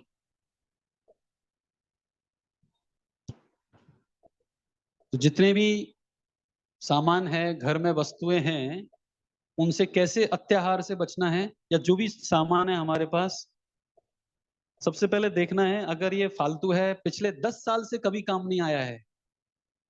जैसे कई बार लोग अपने अपने लॉकर में, अभी ब्रह्मचारी की बात बताता हूँ, लॉकर में कुछ किताबें रख लेते हैं हम, इसको मैं पढ़ूंगा, 10 साल से खोला नहीं है उस किताब को। उज्जवल नीलमणि ऐसा कोई तो किताब है जो रघुनाथ दास गोस्वामी ने लिखा है, आज तक पढ़ा नहीं है। तो वो पुस्तक आपके काम का है नहीं। या फिर कुछ चीजें वास्तव में ट्रैश होती हैं, वो कचरा है वो, लेकिन सोचते हैं नहीं नहीं ये काम आएगा, धीरे धीरे काम आएगा, पड़े रहने दे तो ऐसी चीज को ट्रैश में डालना। दूसरा क्या है, ट्रेजर। ट्रेजर मतलब ये वास्तव में काम की चीज है, तिजोरी जिसको कहते हैं। अभी आपके घर में अगर लाख रुपए का कैश रखा हुआ है तो उसको ट्रैश में नहीं डालना है, वो ट्रेजर है, वो काम की चीज है।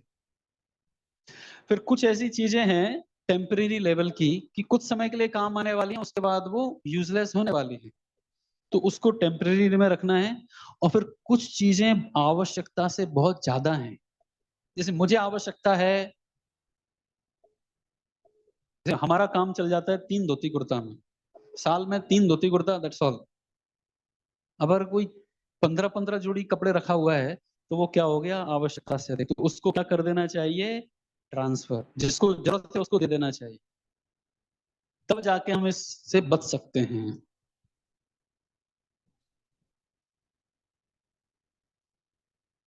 तो सबसे बड़ा प्रश्न यही उठता है, कैसे जाने कि ये मेरी आवश्यकता से अधिक की चीज है, it is going beyond my need, इसका उत्तर कौन देगा?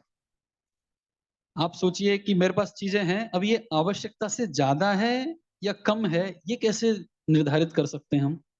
हाउ डू वी नो ये आवश्यकता है कि नहीं है?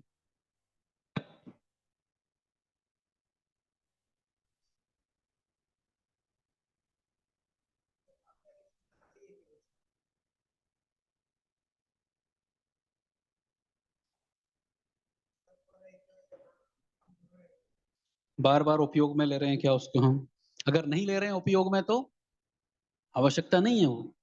कई बार हम कुछ चीजों को अ, अपने स्टेटस मेंटेन करने के लिए बना के रखते हैं। हम्म, काम में नहीं आने वाला हो। अभी बात साधारण फोन पे भी हो सकती है, लेकिन मुझे 1 करोड़ वाला फोन चाहिए, यू नो, 1 करोड़ का फोन होना चाहिए, और उस फोन में 500 GB की कैपेसिटी, और पूरा भरा हुआ है वो, फुल 500 GB फुल है, 1000 तरह के वीडियो जिनको देखने, एक एक वीडियो को देखने लगे तो पूरा जीवन खत्म हो सकता है। तो वो क्या है, आवश्यकता से अधिक की चीज हो गई। तो बार बार उपयोग में आनी आनी होगी। और कुछ कैसे पहचाने चीज आवश्यकता की है? आप कुछ बोल रहे थे? नहीं। तो किसी को लग सकता है क्वांटिटी मतलब जैसे भीम कितना खाता था? वो जितना भी 5 पांडव लेके आते थे, कुंती महारानी उसका आधा भीम को देती थी और आधे में वो 5-6 लोग खाते थे। ये भीम हुआ, लेकिन वो वैष्णव है। भगवत गीता में भी नाम आता है भीम कर्म वृकोदरा। वृकोदर मतलब इसके पेट की भूख कभी शांति नहीं होती है, इसलिए साल भर में वो सिर्फ एक ही एकादशी करता था, पांडव एकादशी। वो भी पानी में खड़े होके, पेट छाती तक, गले तक पानी में खड़े होके वो निर्जल एकादशी करता था, इसलिए उसको पांडव निर्जल एकादशी कहते हैं, वो भीम के वजह से है। और दूसरी तरफ एक वैष्णव है रघुनाथ दास गोस्वामी, वो 3 दिन में एक बार छाछ पीते थे और वो पीते समय भी अपने आप को कोसते थे, कितनी इंद्रिय तृप्ति करता हूं मैं, छाछ पी रहा हूँ, वो भी एक इतना सा। दोनों वैष्णव हैं, तो कौन कह सकता है कि भीम गलत है या ये सही है? वो और कोई उत्तर इसके ऊपर? कौन सी चीज है जो आवश्यकता से ज्यादा है, नहीं है? हाँ, अगर वो वस्तु नहीं है तो उससे मेरी भक्ति के ऊपर प्रतिकूल प्रभाव पड़ेगा, वो मेरी आवश्यकता है। जैसे मेरे पास बीड़ बैग नहीं है, कई लोग इतने डिटैच होते हैं, इतने त्यागी होते हैं, बीड़ बैग को ही त्याग कर देते हैं। वो बीड़ बैग घूम रहा है इधर उधर, लोग पूछ रहे हैं किसका है, किसका है, किसका है। 4 दिन बाद हमको फोन आता है, गुरु जी मेरा बीड़ बैग खो गया था। अबे नालायक, 4 दिन क्या किया फिर तुमने? यू नो, वो हमारी आवश्यकता है। तो आवश्यकता मतलब रॉक बॉटम नियम क्या है? अगर वो चीज नहीं है तो मेरी भक्ति में बाधा आएगी।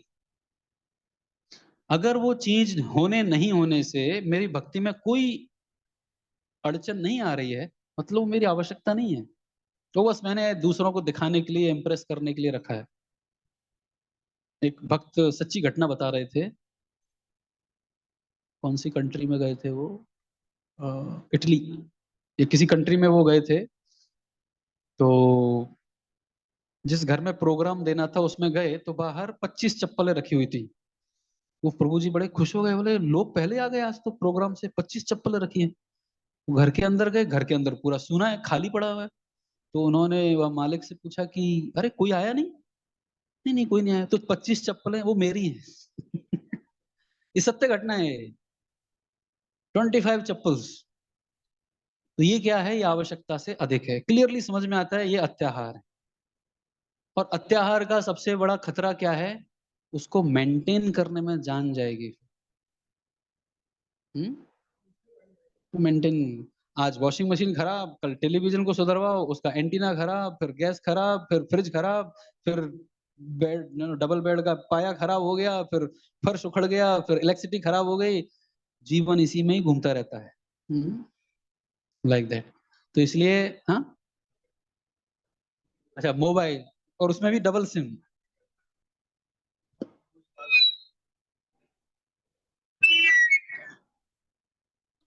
आज का ही मैं सब्जेक्ट है, मैं सुबह ऐसे ही पूछा तो अमर ने मुझे बताया, बोले हम 4 लोग एक मोबाइल यूज करते हैं।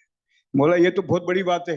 इस आपका तो ज्यादा इसमें भगवान के प्रति बहुत बड़ी श्रद्धा है, इसलिए मोबाइल का ख्याल नहीं आता।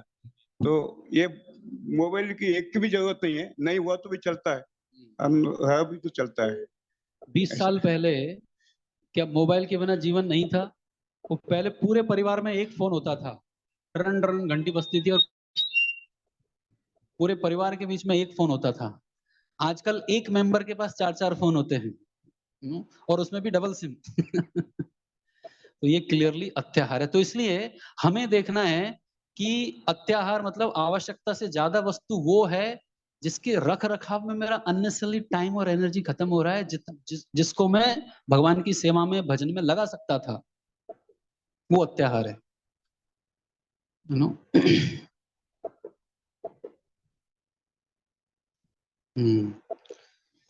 क्यों अवॉइड करना है अत्याहार? लिखिए इस चीज को, अत्याहार क्यों खत्म करना चाहिए? Why I should not do अत्याहार?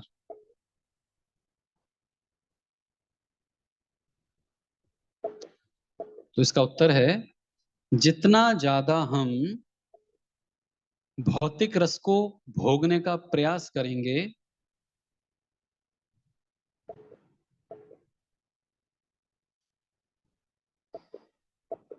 जितना ज्यादा हम भौतिक रस को भोगने का प्रयास करेंगे,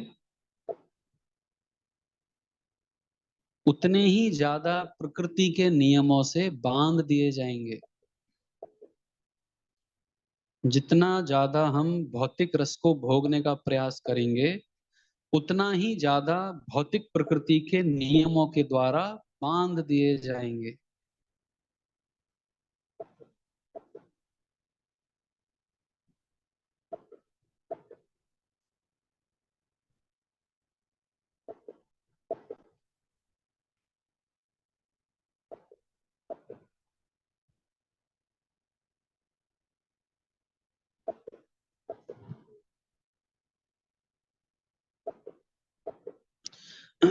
तो भौतिक प्रकृति के नियमों से छूटना है, जिसको मुक्त व्यक्ति कहते हैं, लिबरेटेड।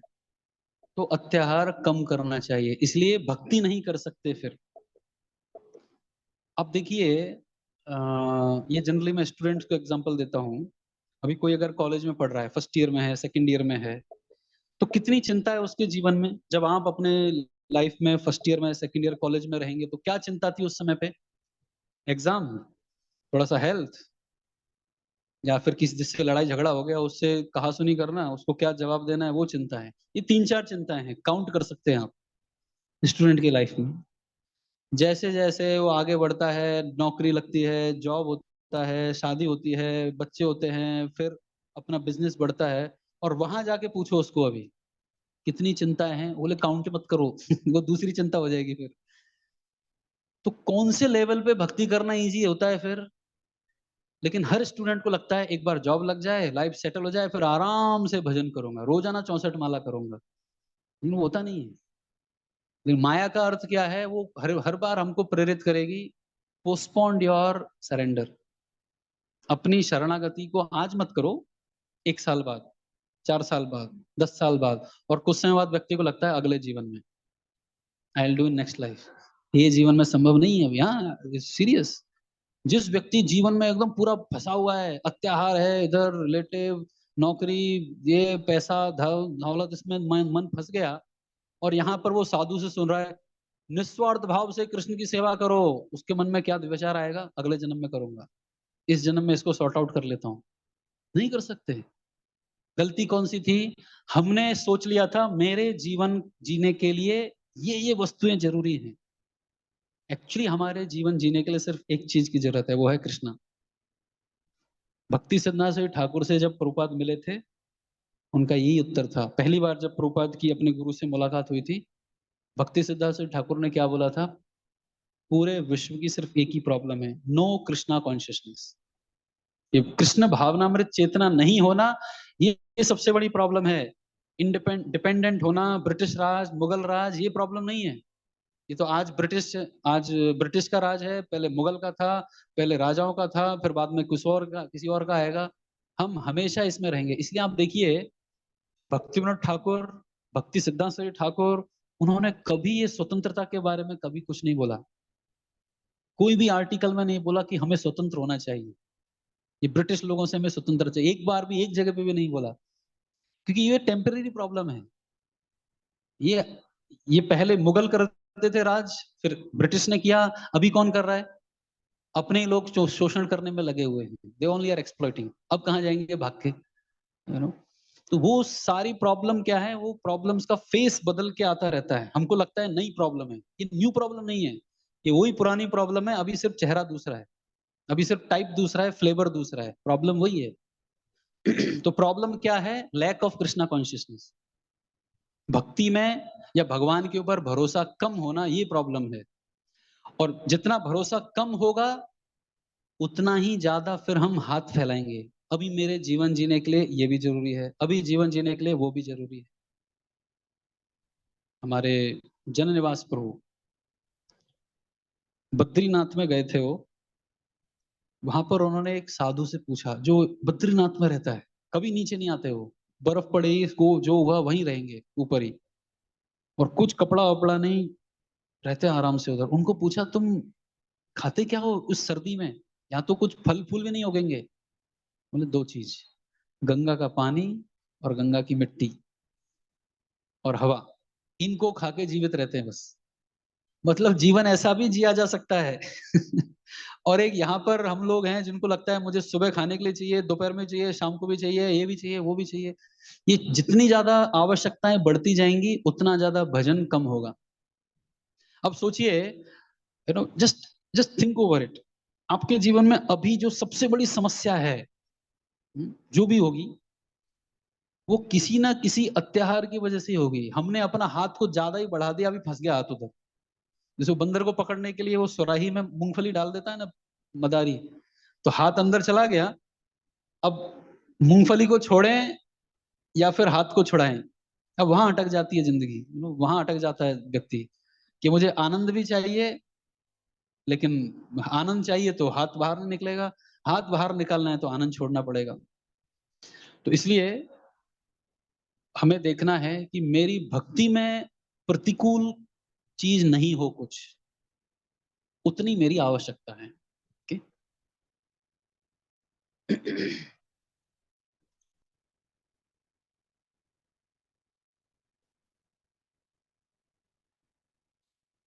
इसलिए कहा जाता है सादा जीवन होगा तभी उच्च विचार आएंगे जीवन में। सिंपल लिविंग होगी तभी हाई थिंकिंग। हाई थिंकिंग का मतलब, व्हाट इज हाई थिंकिंग? उसका मतलब क्या होता है वो तो ट्रांसलेशन बता रहे हैं आप। अर्थ, अर्थ मतलब उसका भावार्थ क्या है, क्या समझे उच्च विचार का मतलब? महात्मा का विचार। जैसे यहाँ पे हमने लिखा था महात्मा मतलब कृष्ण की सेवा करने का विचार, कि आज मैं कृष्ण की सेवा अच्छे से कर सकूं या नहीं कर सकूंगा, इसको उच्च विचार कहते हैं। ये विचार कब आएंगे? जब जीवन सादा होगा।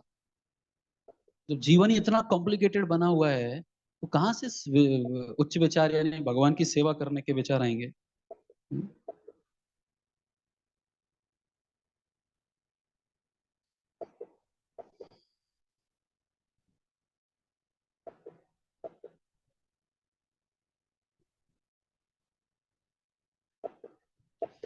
तो एक और डेफिनेशन है आवश्यकता की। मेरे शरीर और आत्मा को एक साथ रखने के लिए जरूरी है, उसको कहते हैं आवश्यकता। To keep my body and soul together. कितना खाना चाहिए? शरीर और आत्मा एक साथ रहे, वो आत्मा निकल नहीं जाए शरीर में से, इसलिए खाना चाहिए। यू नो, नहीं तो अगर कोई कहेगा कि मैं खाऊंगा ही नहीं, अत्याहार छोड़ो, मैं आहार ही खत्म कर देता हूं, तो ऐसे व्यक्ति को भगवत गीता में बोला गया है वो व्यक्ति भी सुखी नहीं रह सकता। क्योंकि कितना खाना है? युक्ताहार विहारस्य युक्त चेष्टस्य कर्मसु युक्त स्वप्नावबोधस्य योगो भवति दुःखः। युक्त होना है, युक्त मतलब balanced, regulated. Regulated in eating युक्त आहार, युक्त विहार रेगुलेटेड इन रिक्रिएशन, युक्त स्वप्न रेगुलेटेड इन स्लीपिंग, समय पे सोना, समय पे उठना। ऐसे व्यक्ति को योगी कहते हैं और ऐसे व्यक्ति के जीवन से दुख खत्म हो जाते हैं। okay?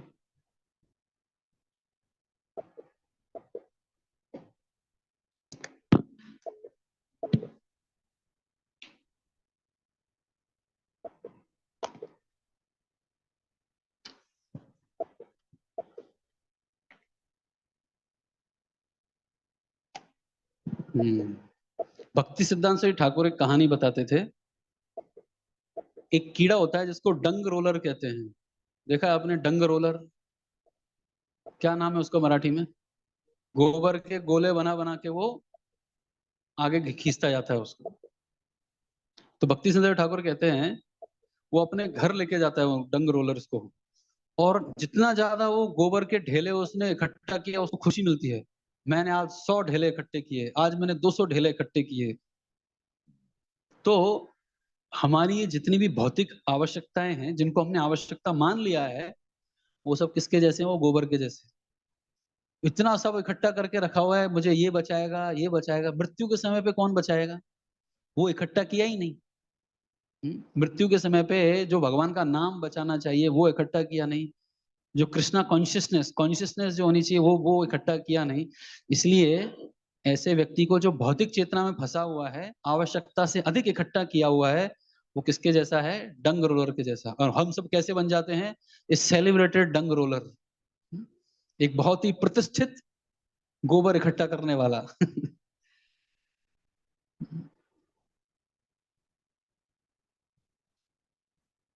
कई ऐसे लोग हैं जो सोचते हैं मैं अपनी 7 पीढ़ियों के लिए इकट्ठा करके जाऊंगा, लेकिन उनके खुद के बच्चे ही बोलते हैं मेरे को फादर के बिजनेस में इंटरेस्ट ही नहीं है, मुझे मेरा अलग बिजनेस चाहिए।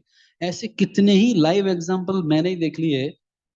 फादर इज मल्टी मिलेनियर, लेकिन उसका बेटा है वो अपने दम पे नौकरी ढूंढ रहा है, कोई नौकरी दे दो, नौकरी दे दो। तो father calls one of our devotee and says that Prabhu ji आप जरा इसको बोल, आप जरा इसके लिए कुछ नौकरी ढूंढ लीजिए। और फादर कौन है? 7 कंपनियों का मालिक है। 7 कंपनियों में मैनेजर नहीं है, मालिक है। और वो फोन कर रहा है प्रभु जी आप इसके लिए कुछ नौकरी ढूंढ दीजिए। तो ऐसी हालत है। हम सोचते हैं मैं अपने 7 पुश्तों के लिए बचा के रखूंगा, लेकिन वो बच्चे ही आपको नहीं चाहते। किसके लिए कर रहे हैं फिर ये सब? तो अत्याहार करने से ये आध्यात्मिक जो प्रैक्टिस है वो खत्म हो जाती है। इसलिए हमें बहुत ज्यादा स्टोर करने की नहीं सोचना है। Don't think of storing too much. एक उदाहरण है बेंगलोर में, रियल लाइफ एग्जांपल है। जब ये मैरिजेस का सीजन होता है, शादियों के मौसम में, तो वहां पर अनेक ये मैरिज हॉल रहते हैं। टाइम्स ऑफ इंडिया ने एक ऐसा सर्वे करवाया था, कितना रुपए का खाना वेस्ट होता होगा एक रात में शादियों में। बेंगलोर में मान लीजिए पूरी सिटी में 15-20 शादियां हो रही हैं, उन सबका जो वेस्टेज है उसको अगर कलेक्ट किया तो ऑन एन एवरेज 4 करोड़ का ये है वेस्टेज। 4 करोड़ का खाना फेंक दिया जाता है एक सिटी में अकेले, बेंगलोर के अंदर। है ना? कहाँ कमी है खाने की? ये तो नोन फैक्ट है। ऑस्ट्रेलिया के अंदर वो लोग ग्रेन्स को इसलिए समुद्र में बहा देते हैं जिससे उसकी कीमत हाई बनी रहे। वो अगर ग्रेन्स ज्यादा प्रोड्यूस हो गया तो क्या होगा? कीमत कम हो जाएगी। तो कीमत कम नहीं हो इसके लिए गवर्नमेंट ऑफिशियली ग्रेन्स को नदी में बहा देती है, समुद्र में बहा देती है, लाइक दैट।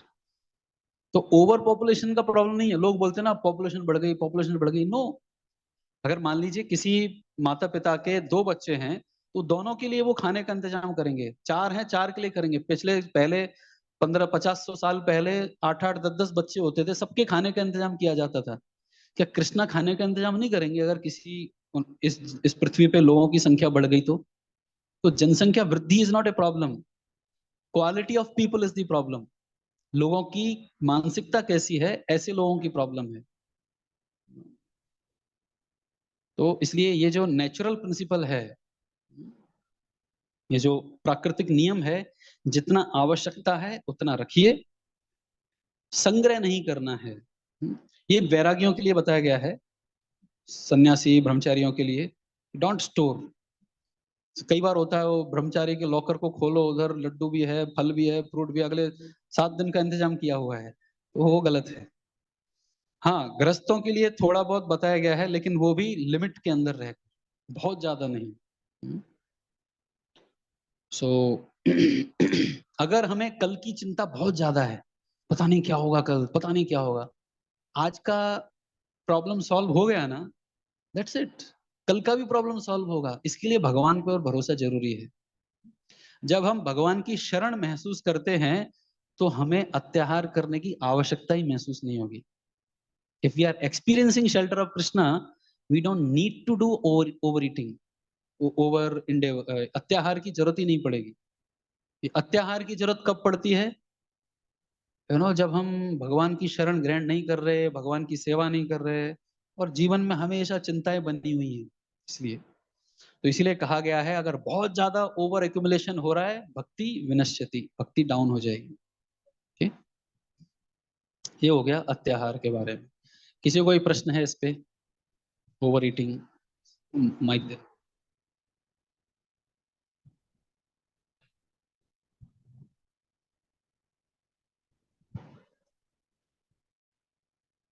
प्रभु जी, अभी जो म्यूचुअल फंड वगैरह, अभी जो एजुकेशन है बच्चों का सब महंगा हो गया, तो कलेक्शन मतलब ना चाहते हुए भी हम शुरू कर देते हैं, करते हैं।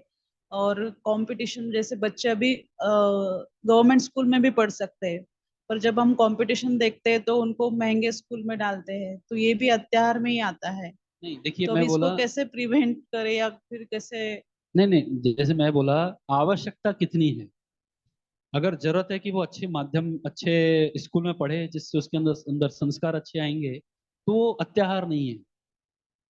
अब अत्याचार किसे कहते हैं? जहां पर वो अच्छे स्कूल में है लेकिन वहां पे भी हम उसकी आवश्यकताओं को और बढ़ाते जा रहे हैं आर्टिफिशियल तरीके से, वो अत्याचार है। तो इसलिए ये कैलकुलेशन हम सबको अपने अपनी करनी पड़ेगी। इसमें हम किसी किसी के दबाव में आके नहीं कर सकते, नहीं तो टूट जाएंगे। तो इसलिए सबसे इंपॉर्टेंट चीज क्या है? कृष्ण की शरण महसूस कर पा रहे हैं क्या हम? तो अपने आप जो अनावश्यक चीजें हैं वो चली जाएंगी। इसलिए सबसे महत्वपूर्ण क्या है? पहले अपनी भक्ति को बढ़ाना है, और उस भक्ति में सहायक है क्या ये वस्तु, तो उसको रखना है। तो बच्चों का एजुकेशन, पैसे को कलेक्ट करना, पैसा रखना, इन्वेस्टमेंट करना, ये सब जरूरी है। लेकिन किसी सीनियर के कंसल्टेशन में अगर करें और उनसे कोई दूसरा रास्ता भी मिल सके, ऐसा कंसल्टेशन करके जान के आगे बढ़ना चाहिए। अपने मन से अगर करेंगे हम, तो कभी कभी हम एक्स्ट्रा ही कर लेते हैं।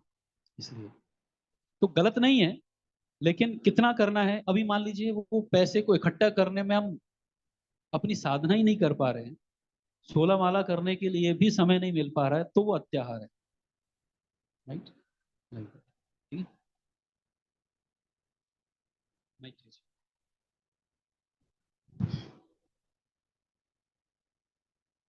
हरे कृष्ण प्रभु जी कोई बोलते हैं ऐसा, अभी संचय करके नहीं रखेंगे तो बुढ़ापा पे हमारे क्या होंगे, तो वो कैसे सोचे? तो सही बात है ये। इसलिए गृहस्थी को रखना, गृहस्थ लोगों को रखना चाहिए, लेकिन कितना रखना है वो अपने अपनी लिमिट रखनी है। जैसे जैसे हम लोग भी ब्रह्मचारी बनने से पहले हमको बोला जाता है कि पेरेंट्स को आपको कुछ पैसा दे के आना है, तो अर्निंग करके, जॉब करके पेरेंट्स को देना है। अब कितना देना है वो हमें डिसाइड करना होता है। वो कोई मुझे मेरे पेरेंट्स को 1 करोड़ देना है, वो कमाने के लिए तेरे को जीवन भर बैठना पड़ेगा फिर। नो, तो वो टाइम प्लेस सर्कमस्टांस बोलते हैं इसको, देश काल पात्र के अनुसार निश्चित करना होता है। अभी शास्त्रों में तो ऐसा लिखा है, पुत्र कुपुत्र तो क्या धन संचय, पुत्र सपुत्र तो क्या धन संचय। धन संचय अगर करना है, किसके लिए कर रहे हो? अगर वो पुत्र कुपुत्र है तो ऐसे ही उड़ा देगा, तो अपने जो कमाया वो उड़ जाएगा। अगर वो सुपुत्र है तो आपने कुछ भी नहीं दिया फिर भी अपना जीवन निर्वाह करेगा। इसलिए हमें देखना है कि हमारा जीवन ज्यादा एंजाइटी में नहीं हो, क्योंकि हमारा भौतिक जीवन भी अगर बहुत ज्यादा अनस्टेबल है कि कल का पता नहीं कि कल खाने को मिलेगा कि नहीं मिलेगा, तो भी भजन नहीं कर सकते। और लेकिन कमाने में इतना लग गए कि भजन ही नहीं हो पा रहा है, वो भी गलत है। तो इसलिए एक बैलेंस रखना चाहिए कि मैं अपनी कैपेसिटी, तो बैलेंस मैंने क्या बताया, हम अपनी मॉर्निंग साधना कर सके, हमारा 16 माला हो सके, 4 नियमों में परेशानी नहीं आ रही है, उसके बाद हमको इंडेवर करना चाहिए प्राप्त करने के लिए। तो बेसिक में ही अगर प्रॉब्लम आ रही है, भागवतम को रखे हुए 10 साल हो गए, कभी खोला ही नहीं है, भागवतम का प्लास्टिक कवर भी नहीं खोला है। क्यों? क्योंकि बड़े बिजी हैं। भागवतम छोड़ो, मंदिर आने का ही समय नहीं मिल रहा है क्योंकि बड़े बिजी हैं। तो पैसे कमाने में इतना इधर उधर उधर उधर अपना चूहे जैसा बिल इधर उधर बना लिया है, वो मंदिर आना भूल ही गए। नया मंदिर बन के भी खड़ा हो गया, पता नहीं नया मंदिर कहाँ पे आया ही पता नहीं है। वो अत्याचार है। राइट? तो भक्ति में अगर कॉम्प्रोमाइज हो रहा है, मतलब वो अत्याचार हो रहा है। लेकिन भक्ति को इंटेक्ट रख के और आप अपने भविष्य के लिए कुछ निधि संचय करना चाहते हैं, दैट्स ओके, कितना चलेगा। थैंक यू प्रभु जी। और कुछ?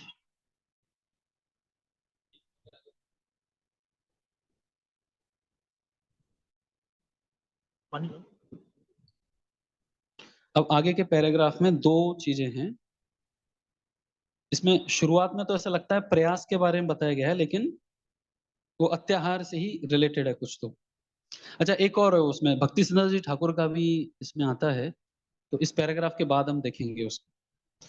तो नेक्स्ट पैराग्राफ, आवश्यकता से अधिक संग्रह करने, मिला सबको? और खाने से, अभी अत्याचार कोई करता है, बहुत ज्यादा चीजों को अगर एक्यूमुलेट करता है, तो उससे क्या होगा? नेक्स्ट स्टेप, प्रयास। प्रयास मतलब बहुत ज्यादा एक्सेसिव इंडेवर, बहुत प्रयास करना पड़ेगा उन आवश्यकता से अधिक वस्तुओं का संग्रह करने के लिए।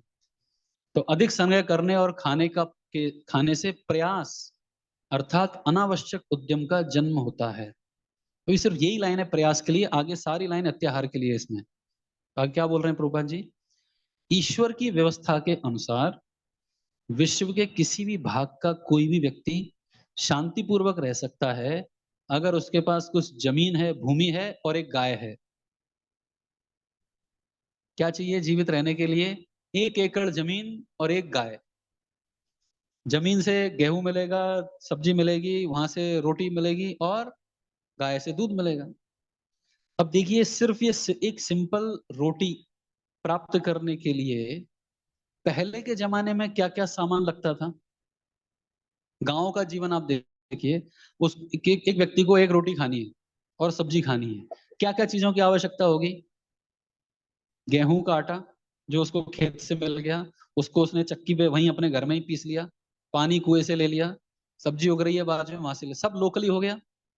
अगर शहर में लॉकडाउन पड़ गया तो भी जिंदा रह सकता है।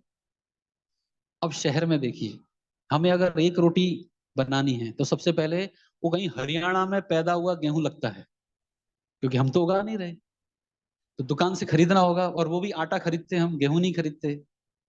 तो आटा खरीदा, अब उस गेहूं को हरियाणा से हमारे शहर तक आने के लिए किसकी जरूरत है? ट्रांसपोर्टेशन। तो पूरा ट्रक इंडस्ट्री, फिर उसके अंदर पेट्रोलियम का इंडस्ट्री, फिर उसके अंदर सिलेंडर, अभी गैस सिलेंडर की जरूरत है, वो गैस चाहिए, चूल्हा जलाना तो किसी को आता नहीं है अभी। वो हम यात्राओं में समझ में आता है किसने कितना चूल्हा जलाया है, क्योंकि यात्राओं में कुकिंग किस पे होती है? चूल्हे पे होती है। तो आंखें लाल हो रही है लेकिन फिर भी लगे हुए हैं कुकिंग करने में। वो तो गोवर्धन जी तो सब खा लेते हैं। तो एक सिंपल चपाती बनाने के लिए petroleum industry, transportation industry, truck industry, electricity, पानी ऊपर चढ़ाने के लिए इलेक्ट्रिसिटी की जरूरत है, पानी के लिए म्युनिसिपैलिटी की जरूरत है। जीवन कितना डिपेंडेंट हो गया है दूसरों के ऊपर। इसीलिए जब लॉकडाउन लगता है तो लगता है मेरा जीवन ही खत्म होने वाला है। तो जीवन सादा जीने के लिए प्रभुपाद बोल रहे हैं 1 एकड़ जमीन और एक गाय, ये आवश्यकता है। ये चीज होंगी तो आराम से जीवन कट सकता है। लेकिन इसका मतलब ये नहीं कि हम इसको फैनेटिकली शुरू करें अप्लाई करना। ये अपने अपने आवश्यकता के अनुसार। अभी हम अपने जीवन को रिवर्स नहीं कर सकते। जैसे मान लीजिए अभी कोई कहे कि सब मोबाइल छोड़ दो, अभी सब अपने अपने जीवन से मोबाइल निकाल दो, पॉसिबल नहीं है। लेकिन अभी जो है हमारे पास, उसको कितना कृष्णा कॉन्शियस तरीके से उपयोग में लाएं, वहां बुद्धि लगानी चाहिए, ना कि यहाँ आर्गुमेंट करने के लिए। कई लोग इसको लेके खड़े हो जाते हैं, प्रभु जी ये संभव है क्या? 1 एकड़ जमीन और एक गाय, और उसमें इतनी प्रॉब्लम है, ये है वो है। ये आर्गुमेंट के लिए नहीं दिया प्रभुपाद ने। प्रभुपाद ने बोला है अभी जो आप अपने जीवन को कॉम्प्लिकेट किए हो, इसको सरल बनाओ। अगर आप कर सकते हो, आपके पास जमीन है,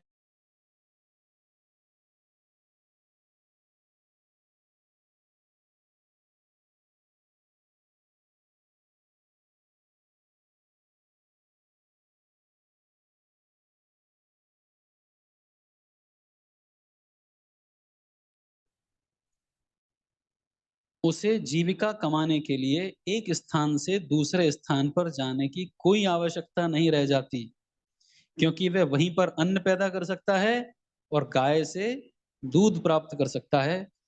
इससे सारी आर्थिक समस्याएं हल हो सकती हैं।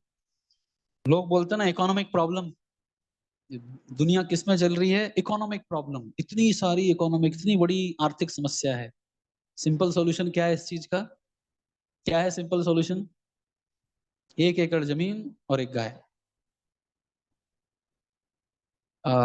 युधिष्ठिर महाराज को पूछा गया था सुखी व्यक्ति कौन है, तो इसके लिए युधिष्ठिर महाराज ने 3 क्राइटेरिया बताए थे। अब आप चेक कर सकते हैं अपने अपने जीवन में मैं कितना सुखी हूं। सुखी व्यक्ति के 3 लक्षण हैं। पहला, उसके ऊपर कोई कर्ज नहीं है, नो लोन्स। तो 50% जनता तो यहीं लुढ़क जाती है। लोन रहेगा ना, ये आजकल मटेरियलिस्टिक लोगों ने भी समझ लिया है, इसको बोलते हैं मिडिल क्लास ट्रैप। वो 25 साल तक तुम इस फ्लैट का ईएमआई भरते रहो, जो 20 लाख का फ्लैट है वो 50 लाख देने पड़ेंगे उसके लिए। क्यों? क्योंकि लोन लिया है। तो दिमाग के ऊपर जब लोन का टेंशन रहता है तो व्यक्ति अब बिना खा के पी के सूखता है। तो पहला, कोई लोन नहीं है उसके सर पे, वो व्यक्ति सुखी है। दूसरा, उसको ट्रेवल नहीं करना पड़ता है अपनी जीविका कमाने के लिए। पहले कैसा होता था, घर है यहीं पास में जमीन है, इधर उगाना है, ट्रेवलिंग सिर्फ वो जो बना है उसको बेचने के लिए ट्रेवल करता था, तो नो ट्रेवलिंग। आजकल लोग पूना से बॉम्बे ट्रेवल करते हैं जॉब के लिए, और इसीलिए वंदे भारत ट्रेन और वो ट्रेन, किसके लिए ट्रेन आ रही है, भागो अभी। पहले आराम से बैलगाड़ी पे आदमी चलता था, अभी भाग भाग के जा रहा है, फिर भी समय नहीं है किसी के पास।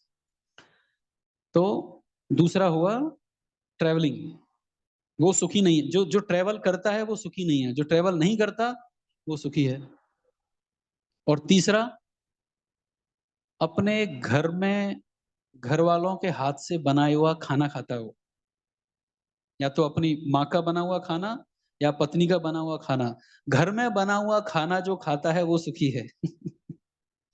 देखिए, ये प्रैक्टिकल आंसर है युधिष्ठिर महाराज, ये शास्त्र से, महाभारत से है। तो इसमें से कितना हम कर पा रहे हैं उतने सुखी हैं। तो वो एक बात यहाँ पर प्रभुपाद बोल रहे हैं, उसे जीविका कमाने के लिए एक स्थान से दूसरे स्थान पर जाने की कोई आवश्यकता नहीं रह जाती। कई बार लोग सोचते हैं ट्रैवलिंग तो बहुत अच्छी बात है, एवरीडे आई ट्रैवल। ये ट्रैवल करना ये सभ्यता की निशानी नहीं है। प्रभुपाद बोलते थे इतने सारे होटल खुले हुए हैं, बहुत सारे होटल का मतलब क्या है, no fix place for staying. और इतने सारे रेस्टोरेंट का मतलब क्या है, no fix place for eating. खाने के लिए कोई स्थान नहीं है। ये जानवरों के जैसा जीवन हो गया है। तो इस पैराग्राफ में क्या बताया गया है, आवश्यकता से अधिक संचय नहीं करना है। जितना सिंप्लीफाई आप अपने जीवन को करोगे उतना आप कृष्णा कॉन्शियसनेस पे फोकस कर सकते हो। तो ये तो हुआ वस्तुओं का अधिक संग्रह नहीं करना, या वस्तुओं का अत्याहार नहीं करें, कैसे नहीं करें, इसके लिए पहला पैराग्राफ का ये पार्ट था। इसके आगे जो पैराग्राफ, इसके आगे जो बचा हुआ भाग है पैराग्राफ का, उसमें बताया है बुद्धि का सदुपयोग कैसे करें, how to use intelligence properly.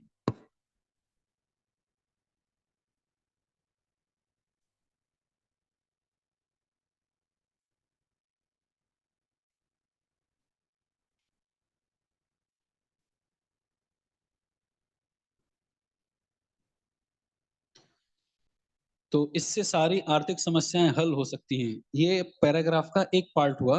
अब इसके आगे, सौभाग्यवश मनुष्य को कृष्ण भावनामृत के अनुशीलन अथवा ईश्वर को समझने और उसके साथ अपने संबंध तथा जीवन के चरम उद्देश्य जो भगवान से प्रेम है उसको समझने के लिए उच्चतर बुद्धि प्रदान की गई है। लाइन बहुत बड़ी है लेकिन मीनिंग सिंपल है।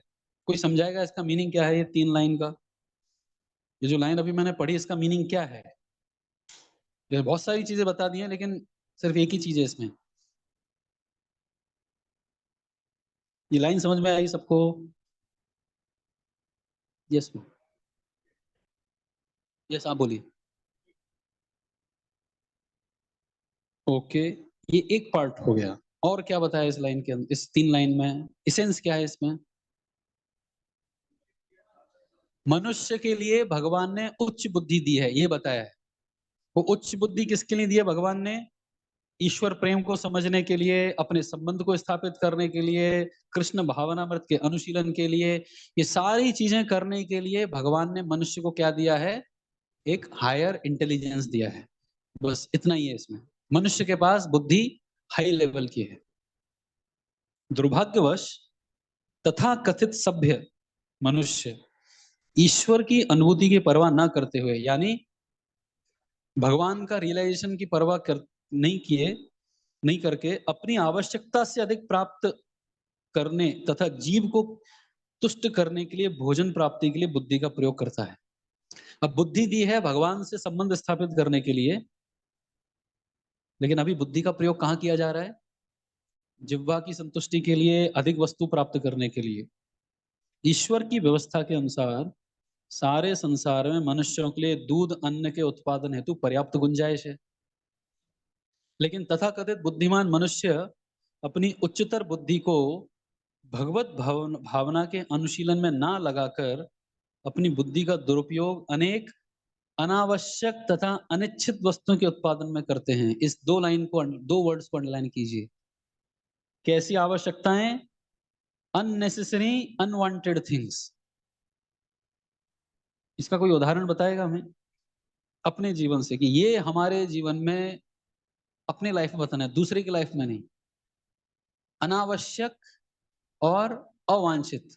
अवांछित ही है ना, अनवांटेड, अनिच्छित।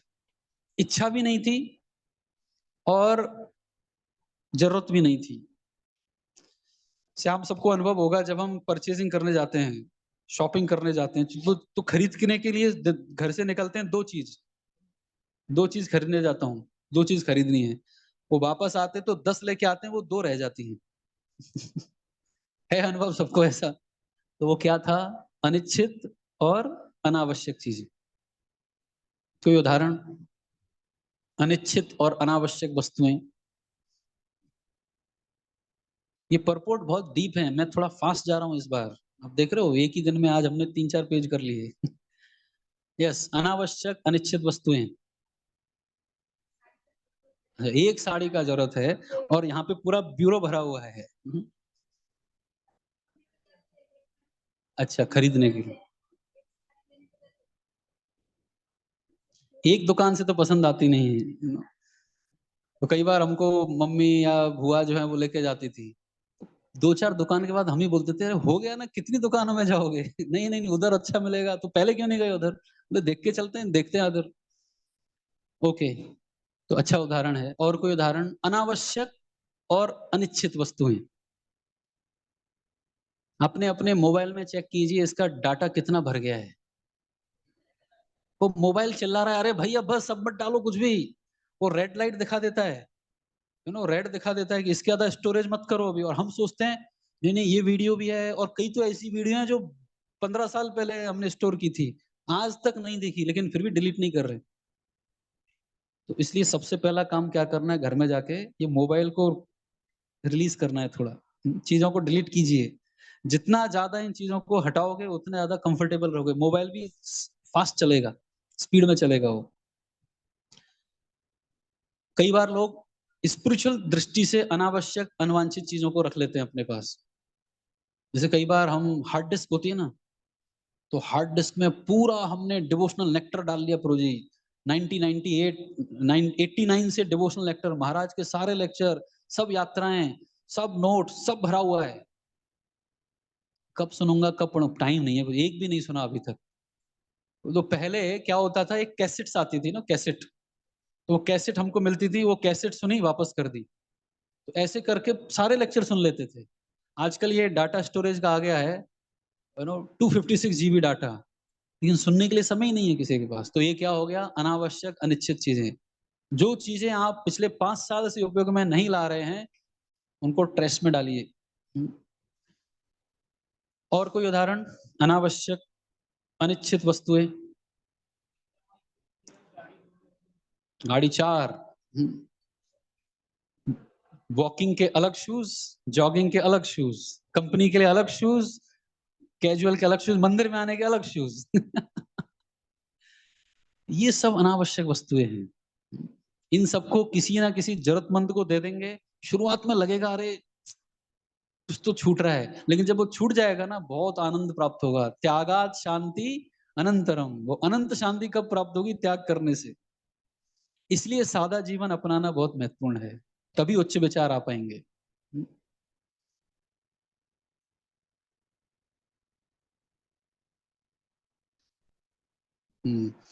तो ये अनावश्यक और अनिश्चित वस्तुएं फिर हमने इकट्ठा ही क्यों की? अगर वो अनावश्यक थी और अनिश्चित थी तो इकट्ठा ही क्यों की फर्स्ट जगह पे? लोभ, बुद्धि के दुरुपयोग से। तो बात वही बोल रहे ना, बुद्धि के दुरुपयोग से। बुद्धि दी थी भगवान ने, इसीलिए तो इकट्ठा कर पाए। अगर बुद्धि नहीं होती तो इकट्ठा ही नहीं कर पाते। तो बुद्धि का दुरुपयोग करके हम इन चीजों को इकट्ठा कर रहे हैं। तो इसलिए भक्त की पॉलिसी क्या होती है? Maximum for Krishna, minimum for my self. ये हम सबकी पॉलिसी होनी चाहिए। भक्ति की पॉलिसी क्या है? भगवान के लिए सारे ऑपुलेंस, फेस्टिवल में भगवान को ये देंगे, वो चढ़ाएंगे, ऐसा करेंगे। खुद के लिए बेयर मिनिमम। जैसे प्रभुपाद का जीवन देखिए, प्रभुपाद के लिए क्वार्टर हर मंदिर में रहते थे। लॉस एंजलिस में प्रभुपाद का क्वार्टर है, वृंदावन में प्रभुपाद के क्वार्टर हैं, मायापुर में प्रभुपाद के क्वार्टर हैं, और कहाँ है? बॉम्बे में है। लेकिन प्रभुपाद कितना रुकते थे उन क्वार्टर्स में? 2 दिन 3 दिन, दैट्स ऑल। कभी कभी तो सुबह आए, रात शाम को गए, उस तरह से। लेकिन प्रभुपाद ने कृष्णा के लिए बड़े बड़े मंदिर, महल जैसे मंदिर बनवाए। ये राधा रास बिहारी जुहू का जो मंदिर है, उसके ऊपर एक कहानी, एक किताब लिखी गई है, सब लोगों ने पढ़नी चाहिए वो पुस्तक। I will build you a temple, मैं आपके लिए एक मंदिर बनाऊंगा। वो कितनी स्ट्रगल की थी प्रभुपाद ने उसके लिए। दूसरा एक सिंपल उदाहरण देखते हैं हम। जब भगवान का ड्रेसिंग होता है तो ड्रेसिंग के बाद भगवान को मिरर दिखाया जाता है, राइट? तो भगवान को मिरर दिखाते हैं। तो भगवान के लिए इतना बड़ा मिरर है, लेकिन खुद के लिए एक छोटा सा मिरर होता है तिलक लगाने के लिए, बस। ये नहीं 4 घंटे तक अपना ही दर्शन कर रहे हैं उधर, इतना बड़ा मिरर लगा दिया, अपने ही दर्शन चालू है उधर। वो क्या हो गया? बुद्धि का दुरुपयोग हो गया। उसकी आवश्यकता नहीं है, एक छोटा सा मिरर बहुत है तिलक लगाने के लिए, लाइक दैट। तो ये अनावश्यक और अनिश्चित वस्तुओं के उत्पादन में व्यक्ति अपनी बुद्धि को लगाता है। इस प्रकार फैक्ट्रियां, कसाई घर, वेश्यालय तथा मदिरालय खोले गए हैं। ये क्या है? ये बुद्धि का दुरुपयोग है। यदि लोगों को अधिक सामान एकत्र ना करने और अधिक ना खाने की कृत्रिम सुविधाएं प्राप्त करने के लिए अनावश्यक प्रयास ना करने के लिए परामर्श दिया जाता है, तो अगर लोगों को बोलें कि भाई अत्याहार मत करो, कम कम चीजें लो, कम करो, तो वे सोचते हैं कि उन्हें आदिम जीवन शैली की ओर लौटाया जा रहा है, उनको प्रिमिटिव बनाया जा रहा है, पुराने विचारों के बनाया जा रहा है। किसी को बोले कि भाई इतने सारे कपड़ों की क्या जरूरत है, इतने सारे बाइक्स की क्या जरूरत है, तो बोलता रहे कि हमको प्रिमिटिव एज में भेजा जा रहा है क्या? वही प्रभुपाद यहाँ पे बोल रहे हैं। सामान्यतया लोग सादा जीवन और उच्च विचार को स्वीकार नहीं करते, यही उनका दुर्भाग्य है। सिंपल लिविंग हाई थिंकिंग की बजाय अभी कैसा जीवन हो गया है? Simply living hardly thinking. बस जी रहे हैं, सोच विचार कुछ नहीं है, simply living, no thinking at all. मनुष्य जीवन ईश्वर साक्षात्कार के लिए मिला है। अब ये कंक्लूजन आ रहा है ऑलमोस्ट ना, अभी हम ऑलमोस्ट, अभी ये जो तात्पर्य यहां से शुरू हो रहा है, इसको लिखिए, इसका टाइटल डालिए,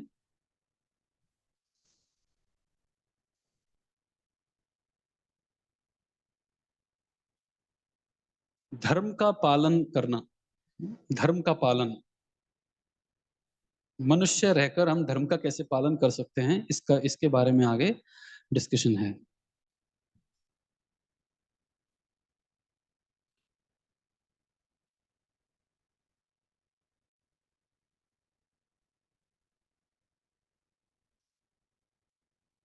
तो मनुष्य जीवन ईश साक्षात्कार के लिए मिला है, और मनुष्य को उच्चतर बुद्धि इसी प्रयोजन के लिए दी गई है। किस प्रयोजन के लिए बुद्धि किसके लिए मिली है? मनुष्य को भगवान की साक्षात्कार करने के लिए।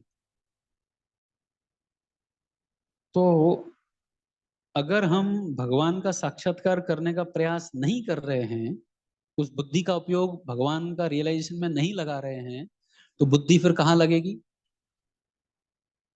फिर वो अत्याहार में और प्रयास में लगेगी, राइट? वो बुद्धि को लगाना है ईश्वर की साक्षात्कार के लिए मैं कितना इंडेवर कर रहा हूं। तो ये प्रश्न हमें अपने आप से पूछना है। So write down one homework. Homework क्या है?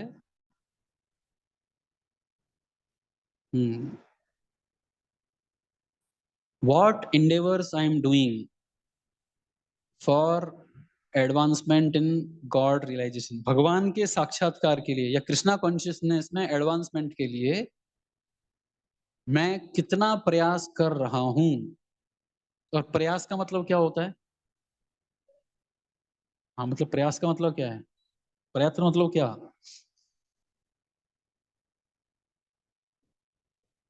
प्रयास मतलब उसको करते समय कुछ इट शुड पिंच अस, उसको बोलते हैं इट शुड पिंच अस। ऐसा लगना चाहिए कि अरे वो फील होना चाहिए, वो पेन फील होना चाहिए, तब उसको प्रयास कहते हैं। अब देखिए पैसा कमाने में भागना दौड़ना, घर से बाहर जाना, पैसा कमाना, मेहनत करना, उसमें लगता है व्यक्ति ने कि मेरे हाथ पैर मैंने उपयोग किए। तो ऐसा प्रयास क्या मैं भगवान की भक्ति बढ़ाने के लिए कर रहा हूं क्या, उसको कहते हैं प्रयास। क्रिश्चियनिटी में एक बहुत अच्छा फ्रेज है उनका, वो क्या बोलते हैं, कितना डोनेशन देना चाहिए, इट शुड पिंच अस।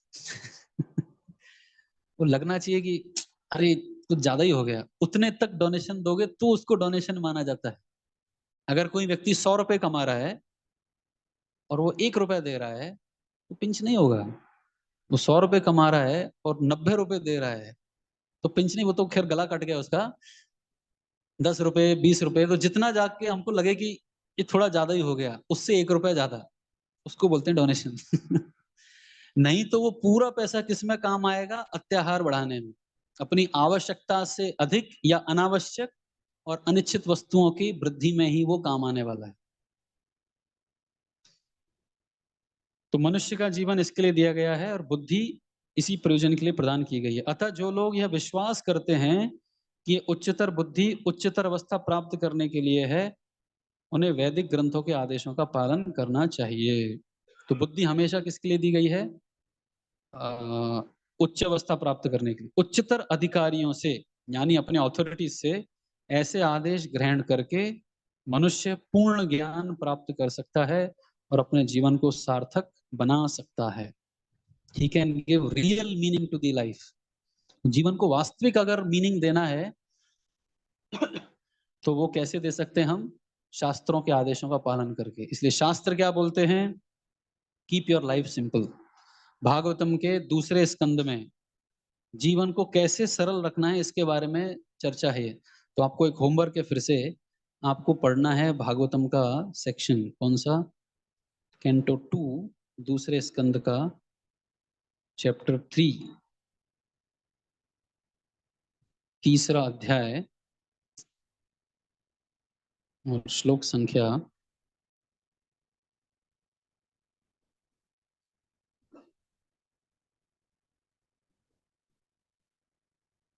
'तरवा किम न जीवन्ति भस्त्रा किम न शुशन्ति उता न खादन्ति न मेहन्ति किम ग्रामे पशवो परे'।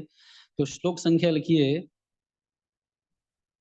17, 2.3.17 से लेके 17, 18,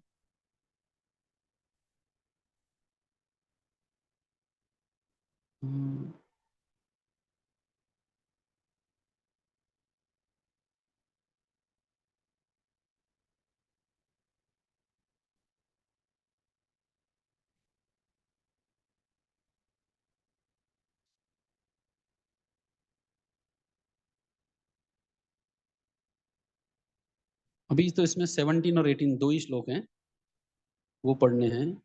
इसके अलावा वो श्लोक मेरे को ध्यान में नहीं आ रहा है,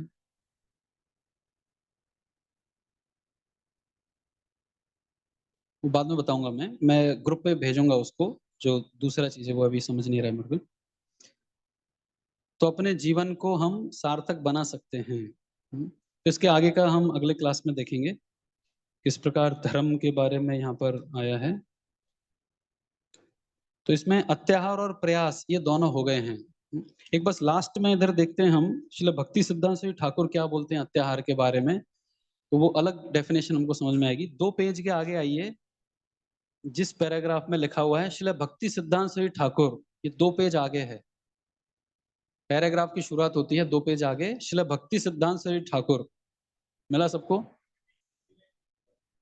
हाँ, पेज नंबर 21 का लास्ट पैराग्राफ। श्रील भक्ति सिद्धांत श्री ठाकुर अपनी अनुवृत्ति टीका में लिखते हैं कि अब देखिए अत्याहार का अर्थ क्या है। मानसिक तार्किक या शुष्क चिंतनों के द्वारा, मेंटल स्पेकुलेटर के द्वारा ज्ञान प्राप्त करने के लिए किया गया अत्यधिक प्रयास अत्याहार में आता है। तो बहुत ज्यादा सोचना ये भी अत्याहार है।